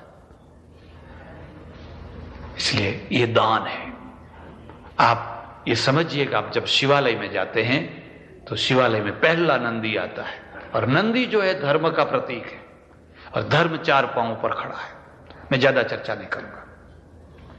और भी आगे जाकर के आप देखेंगे तो नंदी और शिव जी के बीच में एक कछुआ है ना, कच्छप है। कभी सोचा कि क्यों यहां रखा गया है? गुजराती में काचबा कहते हैं। ये कछुए को यहां क्यों रखा है? इसलिए रखा गया, ये प्रतीक है, और इस पर प्रतीक को समझना है तो गीता में आइए। भगवत गीता में लिखा है, अर्जुन जैसे कछुआ अपने अंगों को भीतर सिकुड़ लेता है, कुर्मोंगानी व सर्वशः इंद्रियाणेन्द्रियार्थेभ्यः तस्य प्रज्ञा प्रतिष्ठिता। जब तक उसके अंग बाहर रहते हैं वो निर्भय नहीं हो सकता है। जहां उसको भय लगा नहीं, सब कुछ अंदर ले लिया और फिर वो निर्भय हो जाता है। आदमी जो है, जीव है, वो भी जब बहिरंग होता है, बहिर्मुख होता है, हर इंद्री बाहर दौड़ रही है, इधर दौड़ रही है, इधर दौड़ रही है, इधर दौड़ रही है, और दौड़ने के लिए बहुत बड़ा मैदान है, वो निर्भय नहीं हो सकता है। और निर्भय कब हो सकता है? तस्य प्रज्ञा प्रतिष्ठिता, स्थित प्रज्ञ कब होता है? जैसे कछुआ अपनी इंद्रियों को भीतर सिकुड़ लेता है, इसी प्रकार जब कोई पुरुष है, चाहे वो स्त्री हो चाहे पुरुष हो, अपनी इंद्रियों को भीतर सिकुड़ ले। काटने की बात नहीं है कि चलो पांव काट दो, हाथ काट दो, फलाना काट दो, बस उसको अपने पास में ले लो। बस तस्य प्रज्ञा प्रतिष्ठिता। आपको शिव के दर्शन करने हैं, आपको शिव के पास जाना है, ये कछुए से प्रेरणा लीजिए। ये कछुआ आपको समझाता है, मेरी तरफ देखो, मेरे ऊपर एक ढाल जैसा है, एक बख्तर है, एक कवच है, मैं उसमें सुरक्षित हो जाता हूं। तुम्हारे पास में भी एक ढाल है, तुम्हारे पास में भी एक कवच है, तुम भी अगर उसमें सिकुड़ जाओ, बस शिव के दर्शन के अधिकारी हो जाओगे। चलो आप शिव जी के पास में गए। शिव जी के दो रूप हैं, विष्णु के दो रूप हैं हमारे यहां दो। ये दोनों प्राचीन पुरानी साकार उपासनाएं हैं। उपनिषद का एक ब्रह्म, निर्गुण निराकार, एक ब्रह्म। लेकिन जब वो सगुण हुआ, साकार हुआ, तो उसकी दो धाराएं बही, एक वैष्णवी धारा, एक शैवी धारा, और दोनों धाराओं में दो दो रूप आए। विष्णु की परंपरा में शालिग्राम और विष्णु भगवान, और शिव की परंपरा में शिवलिंग और शिव भगवान, ये दो परंपराएं चली। मैं विष्णु की चर्चा नहीं करूंगा, विषय अंतर हो जाए। अगर आपको इच्छा हो तो भगवान कृष्ण के ऊपर अटलांटा में 6 कैसेटें हुई है, सिर्फ कृष्ण का स्वरूप बताने के लिए। राधा कृष्ण क्या है, कुछ में जाते हैं तो उनके दो प्रतीक हैं, एक तो ये शिवलिंग है और एक उनके पीछे रखा गया जो है वो करचरण हाथ पांव वाले महादेव है। कभी सोचा कि शिव जी का ऐसा आकार क्या है? सबसे पहले क्या है? ऊपर गंगा है ना, ऊपर गंगा है, और गंगा के पीछे एक बहुत बड़ी कहानी है। भगीरथ है, और भगीरथ के जो पूर्वज हैं वो सब के सब नरक में गए हैं। अब उनका उद्धार कैसे हो? दो प्रकार के आदमी होते हैं, अपना उद्धार करने वाले और अपने पूर्वजों का उद्धार करने वाले। बल्कि यूं भी कहूं, एक आने वाली पीढ़ी का उद्धार करने वाले भी होते हैं। चलो मेरा तो जो हुआ सो हुआ, लेकिन मैं अपने बच्चे को कर्जा लेकर के भी अमेरिका भेजूंगा। मैं चाहे जैसा भी जिंदगी बसर कर लूंगा, लेकिन मेरा लड़का तो अमेरिका जाएगा।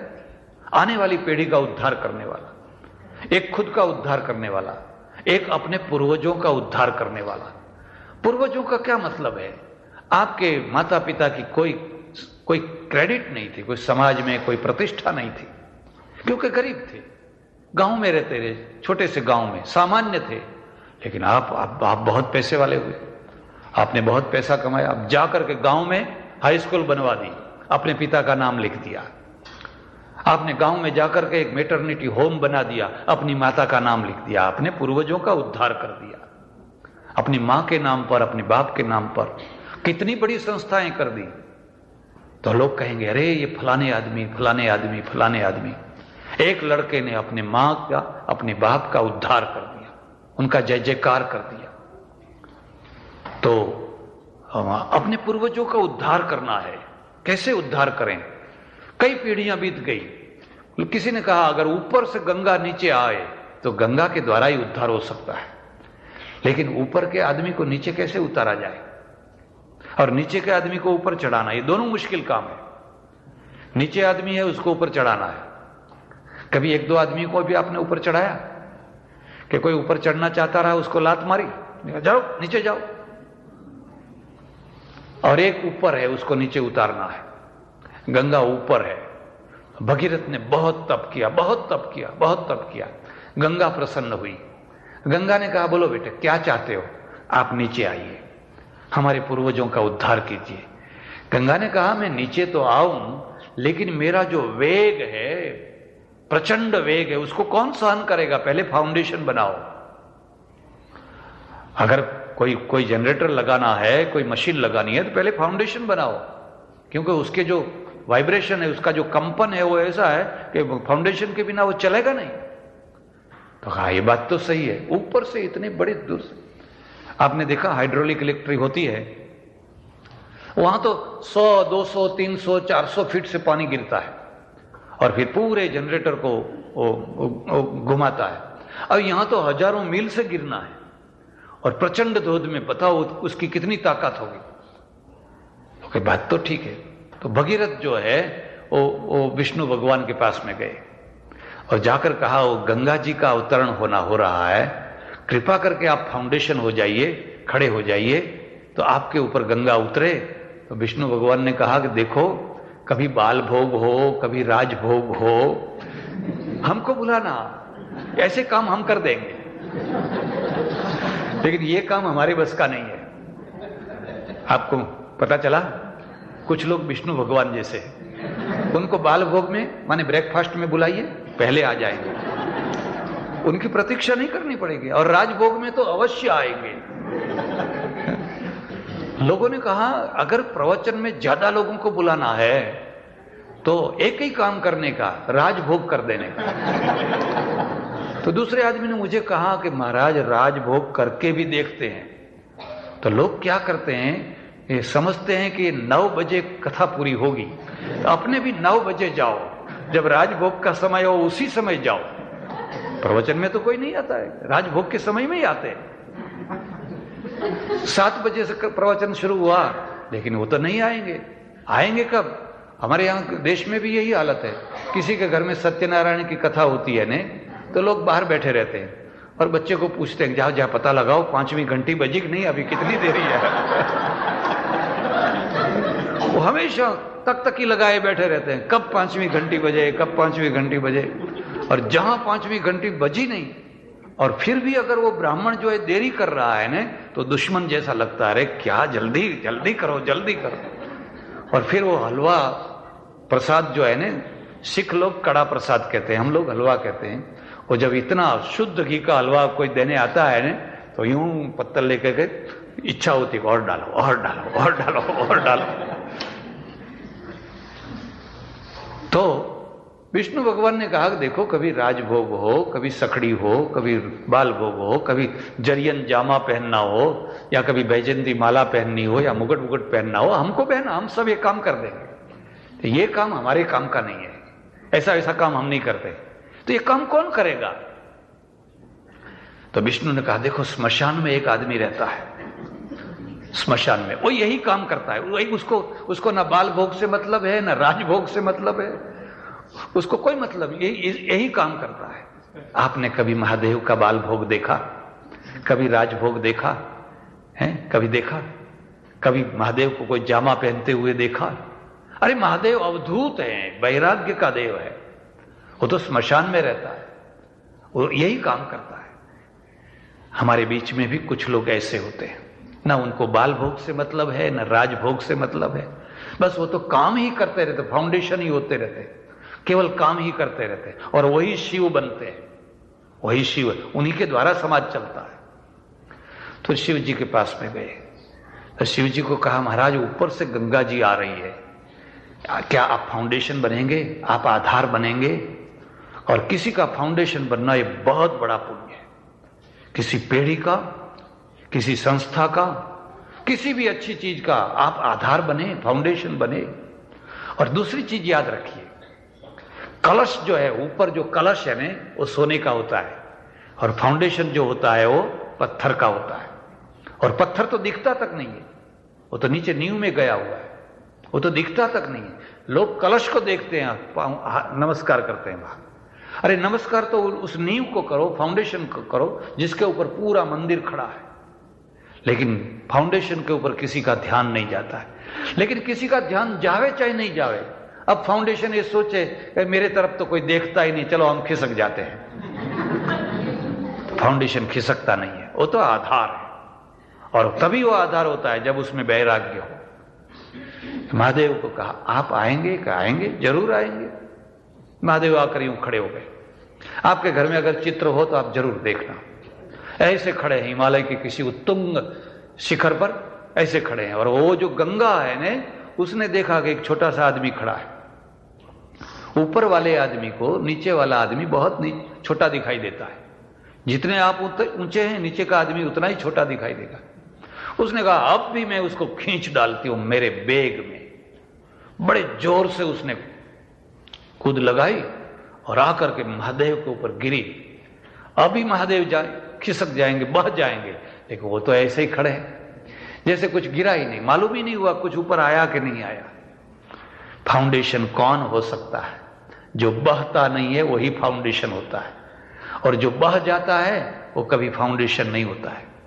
कहां बह जाता है? लोभ में, लालच में, भय में और चीजों में बह जाता है, वो कभी फाउंडेशन नहीं होता है। गांधी जी इसलिए फाउंडेशन हुए कि उनको कोई बहा नहीं सका, अंग्रेज नहीं बहा सके कि दूसरा भी कोई नहीं बहा सका, इसलिए वो फाउंडेशन हो सके। आप अगर किसी संस्था को चलाना चाहते हैं और फाउंडेशन होना चाहते हैं, क्या आप बह रहे हैं? कोई आपको बहा सकता है? किसी ने कुछ दे दिया, किसी ने माला पहना दी, किसी ने थोड़ी गिफ्ट दे दी, बस बह गए, और बह गए फिर बहक गए। मतलब समझे? बहकने का मतलब समझते? कल ऐसा बोलते रहे, आज ऐसा बोलने लग गए, बहक गए, क्योंकि बह गए। महादेव स्थाणु है, इसलिए उनका नाम स्थाणु रखा है। ऊपर से गंगा गिरी गिरी गिरी गिरी गिरती रही, कुछ भी कोई असर नहीं है। एक दूसरी चीज याद रखिए, जिंदगी में शिव कौन होता है? जो 3 प्रकार के बेगों को सहन करता है। वो 3 प्रकार के, जो पहला बेग है दुश्मनों का होता है। आपका कोई दुश्मन है और आपके विरुद्ध में हवा खड़ी कर देगा। आप कोई काम कर रहे हैं जहां आपका घोड़ा आगे निकला नहीं, अरे ये तो ऐसा है, इसकी मां ऐसी थी, इसका बाप ऐसा था, ये फलाना है, इसने ऐसा है, कोई न कोई प्रकार की झूठी सच्ची गमित चाहे जैसी, वो हवा खड़ी कर देगा, ऐसी आंधी खड़ी कर देगा। और हमारे देश में तो काम ही यही है? हमारे यहां तो काम, क्योंकि लोग फुर्सत में हैं, लोग फुर्सत में, यहां फुर्सत में नहीं है। सुबह में उठे, दाढ़ी भी वो चलते चलते करते हैं, वो कार में प्लग कर देते हैं और फिर चलते आ रहे, और वो कोई हाथ में लेकर के कुछ खा रहा है, इधर गाड़ी चला रहा है। टाइम नहीं है, फुर्सत नहीं है। हमारे यहां फुर्सत ही फुर्सत है। अब इस फुर्सत को करेंगे क्या?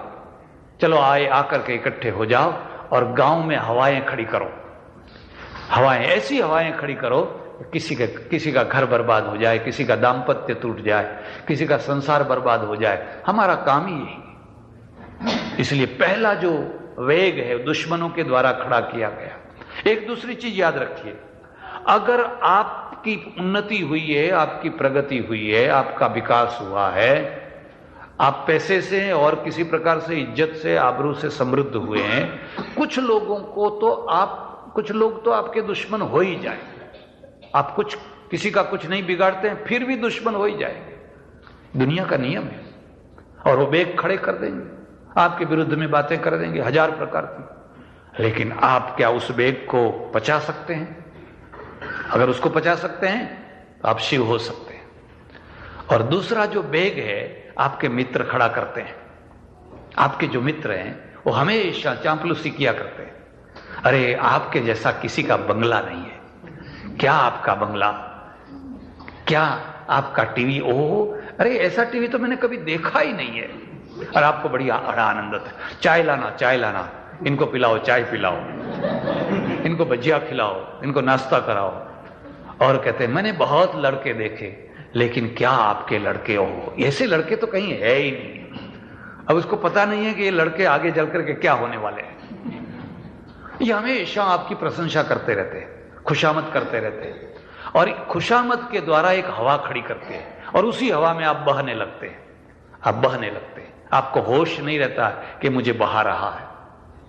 और एक तीसरा बेग जो है अपने भीतर से निकलता है, काम का, क्रोध का, वासना का, लोभ का, मोह का, ईर्ष्या का। ये हमारे भीतर से बेग निकलते हैं और उसी में हम बह रहे हैं।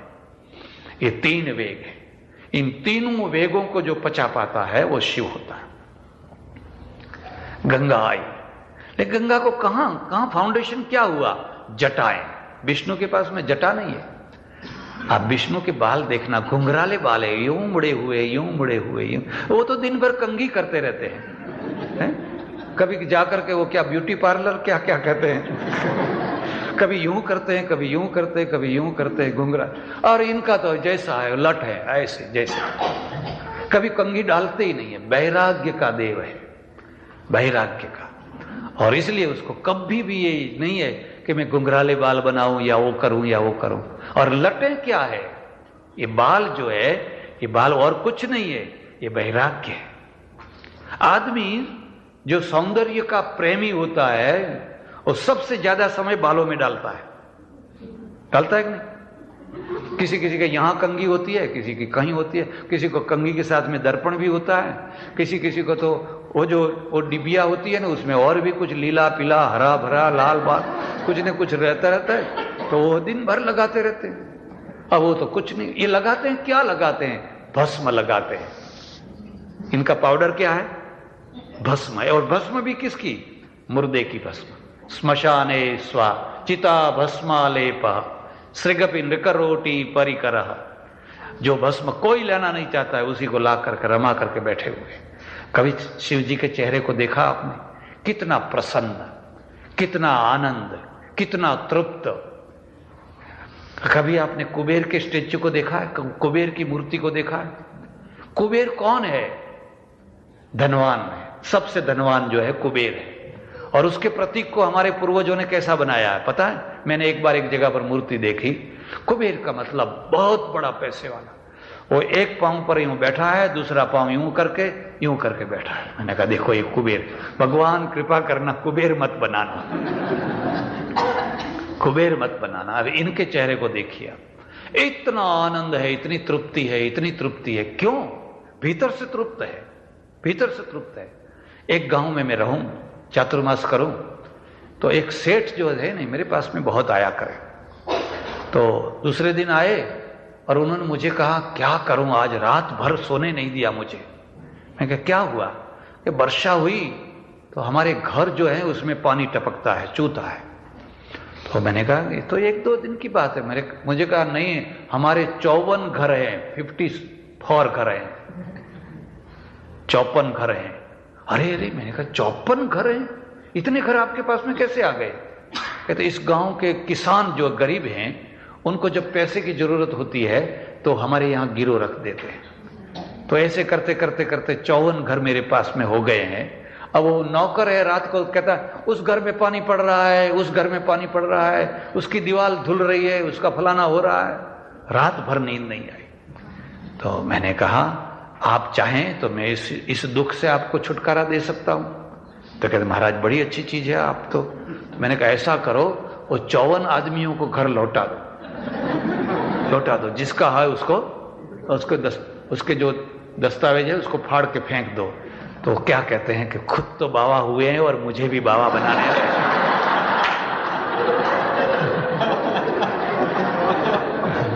मैंने कहा नहीं, मैं तुमको बाबा बनाने नहीं आया हूं। आज आपको पता है आपके पीछे लोग आपका क्या नाम रखे हुए?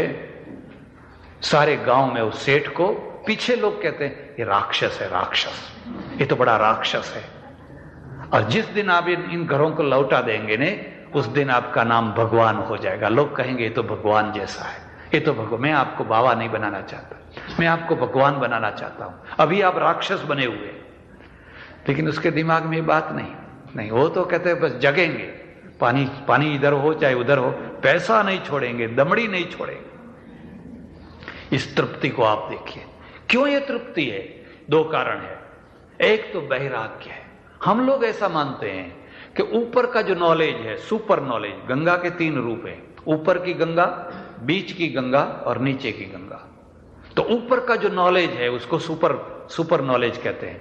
और सुपर नॉलेज हमेशा जटाओं में ही स्थिर होता है।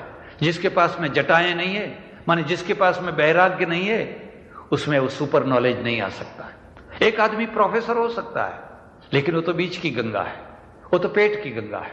नौकरी करते हैं, चलो पढ़ा दिया। एक आदमी वकील हो सकता है, वो तो पेट की गंगा है। ये सुपर नॉलेज है। और सुपर नॉलेज जिसके ऊपर उतरता है वो क्या होता है? वो वाल्मीकि बन जाता है, वो तुलसीदास होता है, वो रामकृष्ण परमहंस होता है, वो कबीर होता है, वो नानक होता है। उसको किसी यूनिवर्सिटी में पढ़ने की जरूरत नहीं होती है, ऊपर से जो उतरी हुई गंगा बहती रहती है और उसी में हजारों हजारों का उद्धार हो जाता है, ऊपर की गंगा से। भगीरथ का मतलब आदमी है, हजारों हजारों पूर्वजों के उद्धार उस सुपर नॉलेज में हो जाता है। आपने एक दूसरी चीज भी देखी आपने, महादेव के मत्थे में द्वितीया का चंद्र है? इसलिए उनका नाम है चंद्रशेखर। चंद्रशेखर चंद्र है, भगवान विष्णु के पीछे पूरा चंद्र है कि नहीं? पूरा। और शिव जी के मत्थे में द्वितीया का चंद्र है। कभी सोचा इसका मतलब क्या है? इसका मतलब यह है कि मेरा जो ज्ञान है वो द्वितीया के चंद्र की तरह दिन हर दम बढ़ता ही रहेगा, बढ़ता ही रहेगा। ऐसा कहते हैं कि एक हिंदू था और एक मुसलमान था, और दोनों भगवान के पास में पहुंच गए और भगवान ने कहा, बोलो बेटा तुमको पूर्णिमा का चंद्र होना है या द्वितीया का चंद्र होना है? तो हिंदू ने कह दिया हम पूनम के चांद बनेंगे, बस 16 कला से खिलेंगे। और उसने कहा हम तो द्वितीया के चांद बनेंगे। परिणाम क्या हुआ? ये हिंदू जो था वो एक दिन के लिए चमक उठा, दूसरे दिन से अंधेरा, कृष्ण पक्ष, दूसरे दिन से फिर क्षय शुरू हुआ, कम कम कम कम। और वो क्या हुआ, दिन प्रतिदिन बढ़ने ही लगा। उनकी आबादी चारों तरफ बढ़ रही है, जहां देखो वहां बढ़ ही रहे, और हम जहां देखो वहां, क्योंकि पूनम के चंद हो गए। अब हमारा कृष्ण पक्ष चल रहा है। कोई जागृति आवे, कोई समझदार आवे और कहे कि नहीं महाराज बहुत गलती हो गई, पूनम का चांद नहीं होना है, हमको तो द्वितीया का चांद होना है। महादेव आपको प्रतीक आपको ये समझा रहे हैं, ज्ञान जो है द्वितीया के चंद्र के जैसा है, बढ़ता ही रहे, बढ़ता ही रहे, बढ़ता ही रहे। अमेरिका द्वितीया का चंद्र है। किसी समय में राइटर बंधुओं ने एक प्लेन उड़ाया था, लेकिन वो वहां रुक नहीं गए, वो आगे बढ़ते ही गए। जंबो जेट उड़ रहा है, कॉन्कॉर्ड उड़ रहा है, और उसके भी आगे के कई प्रकार के डिजाइन उड़ रहे। क्यों? ये चंद्र बढ़ रहा है, ये चंद्र बढ़ रहा है। और हमारी मुश्किल क्या हुई कि हमारे यहां आयुर्वेद हुआ, फलाना वेद हुआ, फलाना वाद हुआ। उस ऋषि ने जो कुछ खोजा, हम वहीं रुक गए। लवण भास्कर आज वही उसी ढंग का चल रहा है, इतना खाना पड़ रहा है। लवण भास्कर, हिंगवाष्टक, फलाना, अरे उसमें कुछ संशोधन करो, नई दवाई, कोई नई चीज करो। तो कहते नहीं, वही पुराने ढंग का ही खाते रहो, तो वो स्टॉप हो जाता है, स्थगित हो जाता है। इसलिए द्वितीया का चंद्र का मतलब है ज्ञान जो है बढ़ता ही रहना चाहिए, ज्ञान को कभी स्थगित मत करो। लेकिन महादेव के पास में जो देखने की चीज है, एक खास चीज है, उनका नाम है नीलकंठ। जानते हैं? चंद्रशेखर नीलकंठ। क्यों? कथा है। ऐसा हुआ कि देव और असुर इन दोनों ने मिलकर के समुद्र मंथन किया। समुद्र में ये सारे रूपक हैं, कोई स्टोरी नहीं है, इनके मायने हैं। समुद्र को मतना है, क्यों? समुद्र में रत्न है, और मथन के बिना रत्न निकले नहीं। ये प्रयोगशालाएं जो है मथन है। ये जो प्रयोगशालाएं हैं ना अमेरिका की, आज भी प्रयोग, उसमें तपस्वी बैठे हुए हैं। हर बरस आप देखेंगे कितने लोग नोबेल प्राइज लेते हैं। ये प्रयोगशाला में समुद्र मंथन कर रहे हैं। कहीं कोई एटम का मंथन कर रहा है, कोई जीन्स के ऊपर रिसर्च कर रहा है, कोई किसी के ऊपर कर रहा है, कोई किसी के ऊपर कर रहा है, और उसमें से वो रत्न निकालता है। तो कहा कि चलो समुद्र मंथन करें। फिर सोचा कि कैसे करेंगे, मंदराचल पर्वत है ना, उसको ले आओ, उसका बलौना बनाएंगे। वो जो है ना मथन करने वाला, तो मंदराचल पर्वत किसके ऊपर रखेंगे? तो कछुआ ले आओ, तो कछुए के ऊपर रखा। अब उसको मथन करना है। एक तरफ देव रहेंगे, दूसरे तरफ दानव रहेंगे। लेकिन वो दोरी नेत्रा किसके होंगे? तो शेष नाग, वासुकी नाग जो है, वो सर्प को ले आए और उनको वो दोरी बनाई।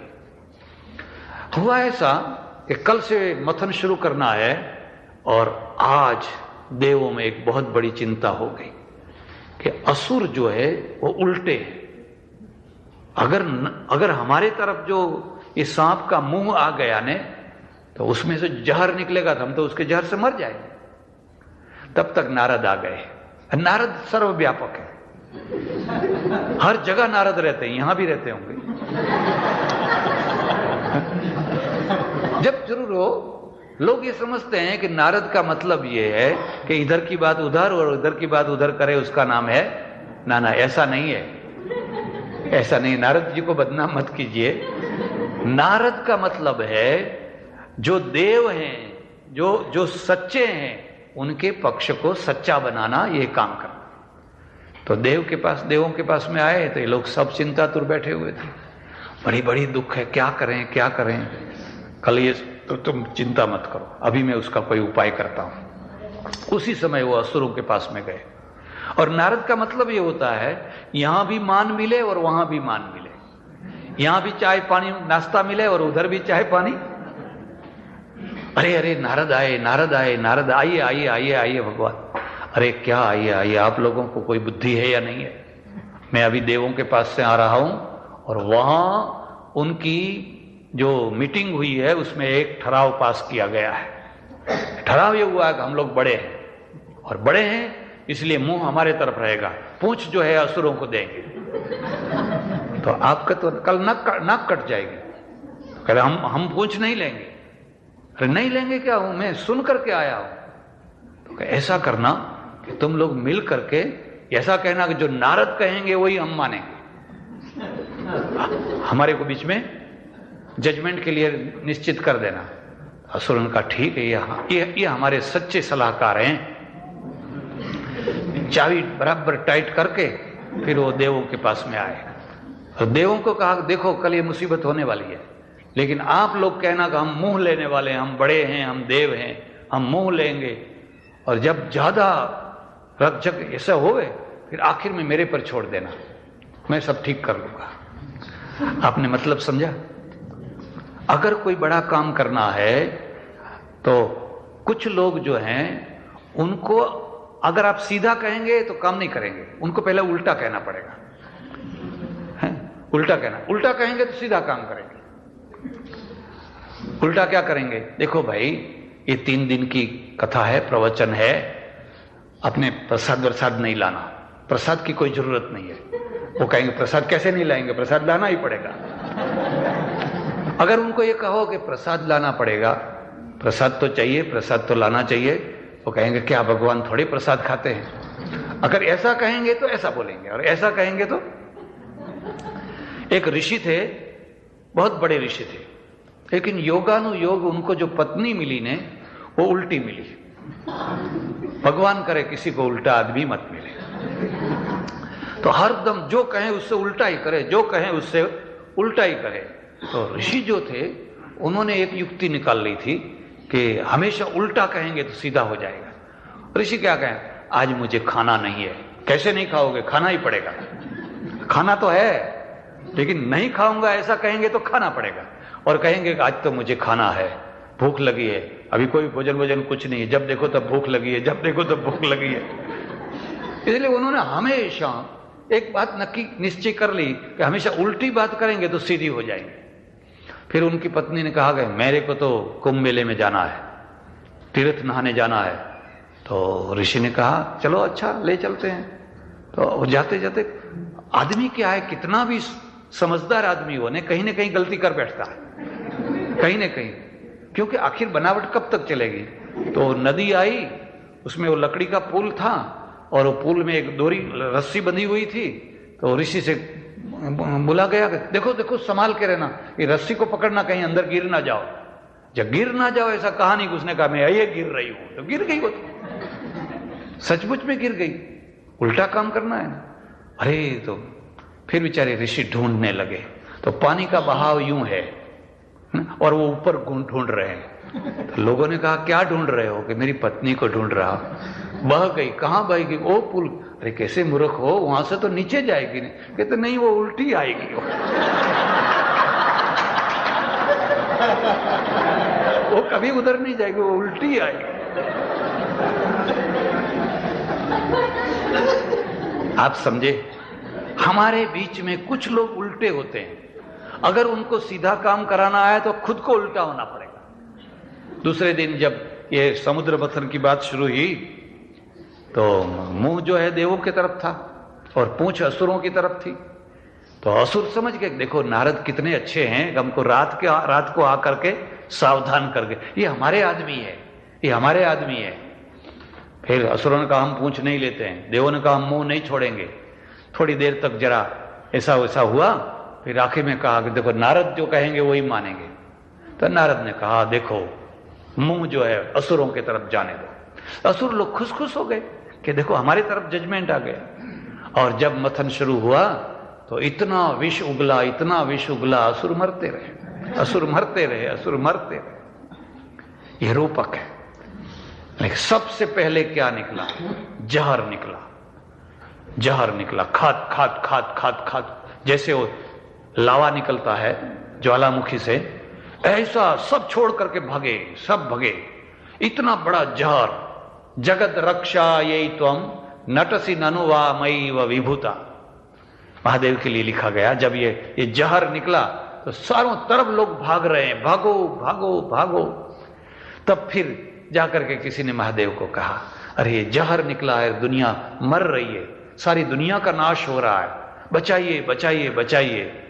आपके घर में कभी चित्र हो तो देखना, वो जो पात्र है, शंख है या कोई पात्र है, उसमें वो जहर लिया है और शिव जो है जहर पी रहे हैं।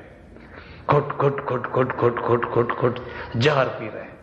और वो जहर को पिया लेकिन पेट में नहीं जाने दिया, पेट में नहीं, बाहर उगला भी नहीं, गले में रख लिया। इसलिए गला जो था वो नीले रंग का हो गया। तब से उनका नाम हुआ नीलकंठ। मतलब समझे? ये तो कथा है, ये रूपक है। इसका मतलब समझे, अगर आपको कोई भी अच्छा काम करना है, रत्नों की खोज करनी है, कोई भी अच्छा काम करना है, पहले जहर पीना पड़ेगा। और जो जहर पीता है वही महादेव बनता है। और जहर को पेट में क्यों नहीं जाने दिया? कुछ लोग ऐसे होते हैं तो जहर को पेट में ले जाते हैं, फिर रात को सो नहीं सकते, तो जहर सारे शरीर में घूम रहा है, सोने नहीं देता है। किसी ने एक गाली दे दी, किसी ने कोई अपमान कर दिया, किसी ने कुछ कह दिया, अब वो जहर पेट में घुल रहा है। महीनों तक, दिनों तक, बरसों तक वो जहर जो है पेट में घूम रहा है। वो आदमी तो जिंदगी उसकी हराम हो जाएगी। एक दूसरा आदमी होता है, जहर को उगल देता है। उगलने का मतलब समझे? आपने मुझे 2 गालियां दी, मैंने 10 सुना दी। आपने मेरा अपमान किया, मैंने और जोर से आपका अपमान कर दिया। ये उगलना है, वो तो बढ़ता ही जाएगा। महादेव ने क्या किया? गले में रख लिया जहर, गले में जहर रख लिया। और ये किसका जहर है? अपना नहीं है, ये तो दूसरों का है, खुद का जहर नहीं है। तुकाराम की बात आपको मैं सुनाऊं। महाराष्ट्र में तुकाराम हुए और वाणी पटेल कणवी थे। कोई लोग कहते हैं बनिया थे, कोई लोग कहते हैं पटेल कणवी थे। लेकिन उनको बहुत बहुत सहन करना पड़ा, बहुत सहन करना पड़ा। हमेशा 4 बजे 5 बजे उठ करके वो नदी में स्नान करने जाते रहे। नदी सूख गई, कुएं में स्नान करते थे, बाल्टी से पानी खींच करके वो जाते रहे। आज पता नहीं क्या हुआ, रात के 12 बजे उनकी आंख खुल गई। उस समय घड़ी नहीं थी। जब आंख खुल जावे तो विठ्ठल विठ्ठल विठ्ठल विठ्ठल करते हुए अपने भगवान का नाम लेते हुए चल दिए। और वहां जाकर के देखते हैं तो कुएं के ऊपर एक दूसरा आदमी पहले से खड़ा है। उन्होंने सोचा कुछ देरी हो गई, आज मुझे नींद ज्यादा आ गई होगी, देरी हो गई। जब पास में जाकर के देखते हैं तो वो आदमी नहीं है, वो औरत है, कोई स्त्री है। उसने अपने साथ में पत्थर बांधा हुआ है, बटोर करके पत्थरों को, और वो कुएं में गिरने की, छलांग लगाने की तैयारी कर रही है। तुकाराम समझ गए, उन्होंने खबरदार रुक जाओ, क्यों मर रही हो, क्यों गिर रही हो? उसने कहा मैं क्या करूं, मैं ब्राह्मणी हूं, मैं विधवा हूं, मेरे से गलती हो गई है। और पुरुष जो है अगर वो कोई गलती करता है, 2 नहीं 10 नहीं 1000 गलतियां करता है, वो तो शाहूकार का बाप बनकर के जीता है, उसको तो कोई हर्जा नहीं होता है। लेकिन स्त्री से अगर छोटी सी भी गलती हो जाती है तो स्त्री को तो कुएं में गिरना, मरना पड़ता है। हमारे लिए तो अब कोई दुनिया में जगह नहीं है। उसने कहा नहीं बहन, मैं तुम्हें मरने नहीं दूंगा। तो मैं कहां जाऊंगी? तुम एक नहीं मर रही हो, दो मर रहे हो। चलो मेरे घर चलो, मैं तुम्हें अपने घर ले जाऊंगा। उसने कहा कुछ सोचा है? मुझे घर ले जाने का मतलब क्या है? लोग तुम्हें जिंदा नहीं रहने देंगे, तुम्हारी इज्जत, तुम्हारी प्रतिष्ठा, तुम्हारा सम्मान सब मिट्टी में मिल जाएगा। उसने कहा जो कुछ होना वो सो होगा, लेकिन मैं अब तुम्हें मरने नहीं दूंगा। तब तुकाराम को पता चला कि आज मैं जल्दी क्यों जग गया। वो चाहता रहा किसी को बचाना है, कोई मर रहा है लेकिन मैं उसको बचाना चाहता हूं, और बचाना चाहता हूं तो एक ऐसा आदमी भेजो जो उसको बचा सके। आदमी तो बहुत है लेकिन मर्द नहीं है। मर्द तो कोई कोई होता है, और अपनी इज्जत पे खेलने वाला, दूसरों के लिए अपनी आबरू पे खेलने, उससे बढ़कर के और कोई मर्दानगी नहीं है। पैसा देना तो आसान चीज है। उसने कहा फिक्र मत करो, चलो मेरे घर। ले आए, लाए तो सही, लेकिन दूसरे दिन सारे गांव में एक ही बात, ये भगत को देखा, इस भगत को देखा, ये बग भगत को देखा, इस ठग भगत को देखा, कुछ सुना आपने? लोग आकर के मिट्टी डालते हैं, धूल उड़ाते हैं, और तुकाराम बैठा हुआ स्थिर। स्थित प्रज्ञस्य का भाषा समाधिस्थस्य केशव, भगवत गीता। जब आपकी आरती उतरती हो, जब आपके आगे लोग फूल की मालाएं रखते हो, तब आपका चेहरा कैसा है कोई मतलब नहीं है। आपके ऊपर जब धूल उड़ रही है, लोग आपके ऊपर टमाटर डाल रहे हैं, और तब आपका चेहरा कैसा है, वही स्थित प्रज्ञ है। तुकाराम ने सब सहन कर लिया। ये क्या है? जहर है, ये दूसरे का जहर है, लेकिन दूसरे के जहर को एक आदमी सहन। इसलिए हमारे गुजराती में एक भजन है, उसका मुखड़ा है, संत ने संतपणा रे नथी मफतमा मरता। संत ने संतपणा रे नथी मफतमा मरता। बाद में तो बदली आई, सूर्य ढक गया। 2 महीना, 4 महीना, 6 महीने के बाद में सच्ची बात का लोगों को पता चला, और जब सही बात का पता चला तो धूल उड़ाने वाले ही आए कि नहीं नहीं महाराज, आप तो बड़े संत हैं, आप तो बड़े संत हैं। महादेव ये नीलकंठ है, उन्होंने दूसरे के जहर को अपने गले में रख लिया। आप जहर को गले में रख सकते हैं? ओम नमः शिवाय, ओम नमः शिवाय। आपके भगवान से क्या प्रेरणा लेनी है?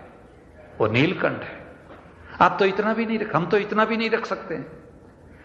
और उस नीलकंठ में आपने और एक बात देखी, उन्होंने अपने गले में एक सांप रखा हुआ है ना, सर्प है। विष्णु और शिव में क्या फर्क है? विष्णु जो है सांप पर सोते हैं, शेषनाग पर सोते हैं, शेषनाग पर सोते हैं, और ये अपने गले में रखते हैं। क्या करूं, समय बहुत बीत गया है और बहुत सी बातें कहनी है, कहूं? कभी आपने सोचा कि भगवान शेषनाग पर सोते हैं, इसका क्या मतलब है? शेषनाग पर सोते हैं, लक्ष्मी जी पांव दबाती है, और उस क्षीर समुद्र में भगवान सोए हुए हैं शेषनाग पर। लोग समझते हैं कि सचमुच में ऐसा ही है। ऐसा नहीं है। अगर शेषनाग को समझना है तो हमारे शास्त्रों में आ जाइए। अगर आपको गणित आता है तो गणित का मतलब होता है, जब हम कोई भागाकार करते हैं तो भागाकार करते करते करते करते जो जिसका भाग नहीं निकलता है उसको शेष कहते हैं। समझ में आई बात? उसको शेष कहते हैं। अब उसका भाग नहीं निकलता है, वो शेष है। जब पृथ्वी का प्रलय होता है, जब संसार का प्रलय होता है, तो प्रलय होते होते होते होते होते भागाकार करते करते करते करते आखिर में जो चीज का भाग नहीं निकलता है, जिसका टुकड़ा नहीं होता है, जिसका बंटवारा नहीं होता है, उसको शेष कहते हैं। और वो जो शेष है वो प्रकृति है। उसी प्रकृति पर भगवान सोए हुए हैं, रूपक बना दिया। वो प्रकृति जो है वो शेष है, वो एक शेष नाग है, अंधकार है, क्योंकि नाग काला है और प्रलय भी काला है। प्रकाश नहीं है, सूर्य नहीं है, चंद्र नहीं है, नक्षत्र नहीं है, इसलिए हमने उसका नाम रख दिया शेष। और उसी शेष पर भगवान सोए हुए का मतलब है निष्क्रिय है। निष्क्रिय है, अभी कोई काम नहीं है, क्योंकि पालन नहीं करना है, संसार का प्रलय चल रहा है। एक रात्रि और एक दिन, भगवत गीता में देखिए, धूमो रात्रि तथा कृष्ण षण्मासा दक्षिणायनम तत्र चांद्रमसम ज्योतिर्योगी प्राप्य निवर्त्यते। अर्जुन, एक ब्रह्मा की रात्रि होती है और एक ब्रह्मा का दिन होता है। ब्रह्मा की जो रात्रि है वो प्रलय है, और ब्रह्मा का जो दिन है वो संसार है। तो अब ब्रह्मा का प्रलय रात्रि है और रात्रि में भगवान सोए हुए हैं। किसके ऊपर? इस शेष के ऊपर। शेष का मतलब है प्रकृति, जो बचा हुआ आखिरी भाग है उसका नाम है शेषनाग। और यहां पर वैराग्य का देव है, उसने कहा मैं गले में कौन सा आभूषण। विष्णु भगवान हार रखते हैं, एक दो नहीं, जितने चाहे उतने। इन्होंने कहा मैं उस चीज को हार बनाऊंगा जिसको कोई छूना नहीं चाहता। काल, नाग जो है वो काल है, सर्प जो है वो काल है, उस काल मेरे गले में है। इसलिए महादेव का नाम क्या हुआ पता है? महाकाल। उज्जैनी में, आप उज्जैनी में जाइए तो महाकालेश्वर महाकालो, काल का भी काल है। काल मेरे गले का आभूषण है। उनके हाथ में त्रिशूल है, एक हाथ में डमरू है और दूसरे हाथ में त्रिशूल है। ये भी कोई बात है कि भगवान ने चक्र रखा तो महादेव भी चक्र रख लेते, घुमाते चक्र? नहीं, सबके हथियार अलग अलग है। त्रिशूल का क्या मतलब है? 3 शूल है, 3 आधि व्याधि उपाधि, ये 3 त्रिशूल है। हर आदमी को ये लगते रहते हैं, त्रिशूल है। आधि का मतलब समझे? जिसमें से आधि भौतिक दुख हो उसको कहते हैं आधि। मानिए आपका घर अच्छा है, सब कुछ अच्छा है, लेकिन 5 दिन के लिए बिजली चली गई, अब एसी नहीं चलता है, पानी नहीं आता है, फलाना नहीं होता है, अब कौन सा दुख है? आधि भौतिक है।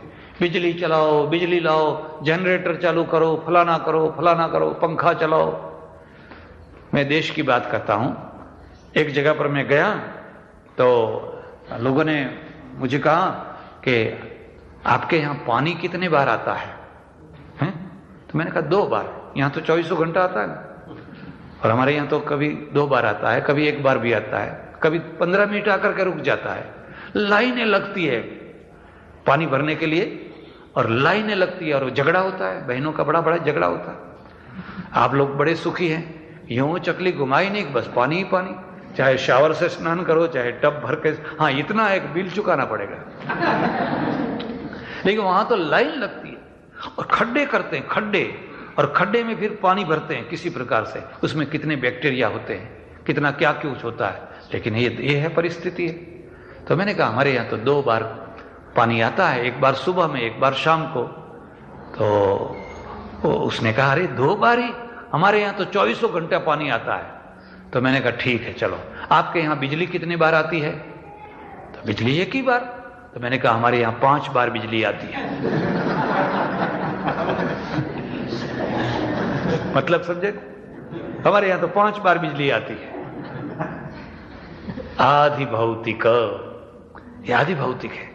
ट्रेन में जगह नहीं मिलती है, बस में जगह नहीं मिलती है। अब यहाँ तो डायल घुमाया, बुकिंग, चाहे इस प्लेन में जाइए, चाहे वहाँ यहाँ कैंसिल कराइए, चाहे उधर जाइए, चाहे उधर जाइए। ये तो अच्छा है कि आपके घर के पास में कोई एरोड्राम नहीं है तो जहाज यहाँ उतार लीजिए।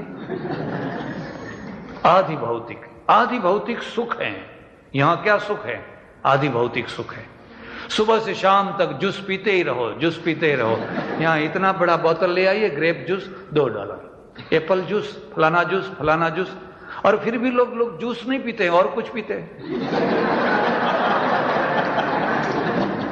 दूध भी सस्ता है, $1 का, $2 का दूध भी है। हर रोज अपने खीर बना करके खाइए। तो लोग कहते खीर अच्छी नहीं लगती, तो क्या अच्छा लगता है? आधि भौतिक, यहां आधि भौतिक सुख है। और दूसरा क्या है? आधि व्याधि। व्याधि माने शरीर है। अब शरीर में रोग है, किसी को कोई रोग है, किसी को कोई रोग है, किसी को कोई रोग है। किसी के जो पांव है, जो है ना जाड़े, यहां पर फूले हुए हैं, वायु पकड़े हैं, तो कुर्सी पर बैठना पड़ता है, नीचे बैठना है, लेकिन बैठे तो कैसे बैठे? पांव मुड़ते नहीं है, पांव मुड़ते नहीं है, इसलिए बड़ी तकलीफ है। अब कुछ लोग ऐसे हैं जिनके पांव अच्छी तरह से मुड़ते हैं लेकिन मन नहीं मुड़ता है। मन नहीं मुड़ता है। मैंने बहुत जगह पर देखा। अरे मैंने कहा भाई ऊपर बैठो, कुर्सी पर बैठो। कि नहीं महाराज, नीचे बैठने में बड़ा आनंद आता है। कभी एक बार जिंदगी में एक जगह तो ऐसी रखो जहां नीचे बैठने अपने आप नीचे बैठो, कितना आनंद आता है। ऊपर भीतर का जो ईगो है, भीतर का जो अहम है, आप गुरुद्वारा में जाकर के देखिए, सिखों को जाकर के देखिए, वो लश्कर का बड़ा जनरल है, लेकिन गुरुद्वारे में जब जाता है पहले वो फिर जूते साफ करता है, सबके जूते साफ करता है, अपने नहीं सबके, बैठ करके, और फिर मत्था टेकता है, मत्थे पर रुमाल रख करके सामने बैठ जाता है। यहां कोई बड़ा नहीं है, ये भगवान का घर है, ये तो भगवान का दरबार है, कम से कम यहां तो छोटे हो जाओ। हां, आपको बीमारी है, आपको कोई तकलीफ है तो बात अलग है। तो ये एक दूसरी चीज है, व्याधि, आधि, व्याधि और उपाधि। उपाधि का मतलब आप जानते हैं? उपाधि का मतलब है आपने कुछ नहीं किया, कोई दोष नहीं, आप में कोई गलती नहीं है, लेकिन बगल वाले का दुख आपको आ गया, पड़ोसी का दुख आपको आ गया। ऐसा हुआ एक बार रात को 11 बजे हमारे आश्रम के दरवाजे पर एक बहन रोने लगी, तो मेरी नींद खुल गई। मैंने जाकर के देखा तो एक बहन खड़ी है 30-35 बरस की, महीने में 1-2 ऐसे दुखिए लोग आते हैं और 4-5 लड़के खड़े हैं। तो मैंने कहा भाई क्या बात है, यहां क्यों खड़े हैं? तो कहा महाराज इसको यहां रखिए, अब ये इसके पति ने मार करके ये रात को निकाल दिया है, पुलिस वाला उसका पति है, शराब पीता है और मार झूड़ करके उसको निकाल दिया है, अब रात को कहां सोएगी, कहां जाएगी? तो मैंने कहा तुम्हारे घर ले जाओ। तो कह नहीं महाराज हमारे घर तो नहीं ले जा सकते। तो मैंने कहा कोई बात नहीं। आश्रम खोला और एक पडाली थी, उसमें उसको सुलाया खुले बाहर में, और फिर मैं अपने आश्रम में तो 25-30 आदमी हमेशा रहते हैं। फिर सुबह हुई, मुझे कहीं किसी कार्यक्रम में जाना था, मैं गाड़ी लेके निकला, तो उसको सुबह में मैंने पूछा कि अब तुम्हारी क्या इच्छा है? अब मुसीबत ये हुई थी कि इसने प्रेम लग्न किए थे हैं।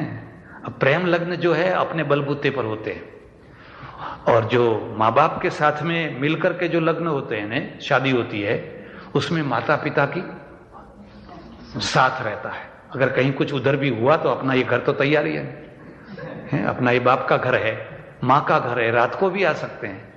लेकिन अब ये तो प्रेम किया है और वो जो है दूसरी जात का है, ये दूसरी जात की है, अब उसने रात को निकाल दिया है। बाप थोड़ा आप कहेगा जाओ मेरे घर मत आना, अब जावे तो कहां जावे, उसका कोई आधार नहीं है। खैर मैंने उसको रखा, मैंने कहा अब तुम कहां जाना चाहती हो? तो कहते महाराज कुछ भी हो मैं अपने बाप के घर जाऊंगी। मैंने कहा किराया है? तो कहते किराया नहीं है, 25 रुपये भी दिए उसको। मैंने कहा लो जाओ अपने जाना। आगे चल करके मैं देखा तो वो चौमुहानी पर खड़ी है, तो मैं जहां जा रहा था वहीं उसको जाना था, रास्ते में तो पीछे बिठा दिया और नडियाद के पास में उसको उतार दिया। मैं नडियाद मुझे जाना है, मैं कपड़वन जा रहा था। और शाम को आया, आश्रम में बड़ा झगड़ा हो गया, बहुत बड़ा बवाला हो गया। हुआ ये कि वो नडियाद से फिर वापस आई, नडियाद से बाप के घर नहीं गई, वापस आई। किसके घर आई? अपने पति के घर में। और पति का नशा वशा तब तक उतर चुका था, तो दोनों एक हो गए हैं, दोनों एक हो गए। तो उसने कहा रात को कहां रही थी? तो इस आश्रम में रही थी। तो वो पुलिस वाला उसको लेकर के आश्रम में झगड़ा करने आया कि मेरी पत्नी को रात को क्यों रखा तुमने, अब क्यों निकाल दिया है? अब मैं हाजिर नहीं, मैं फिर बाहर था, मैं तो बाहर था। लोगों ने समझाया कि अगर उसको नहीं रखते तो जाती कहां पर? तो वो अपना उर्वाद कर रहा है, मेरी औरत को आपने क्यों रखा, क्यों रखा, क्यों रखा? ये उपाधि है। नमाज पढ़ने गए और मस्जिद कोट नहीं, नमाज पढ़वा गया ना, मस्जिद कोटे वड़ गई, ये उपाधि है। आप किसी का भला करने जाते हैं, आप निर्दोष हैं, फिर भी कोई न कोई उपाधि आ जाती है। कई निर्दोष आदमी जो है उन खून के आरोप में फांसी में लटक जाते हैं, और जो दोषी हैं वो छूट जाते हैं। इसको उपाधि कहते हैं।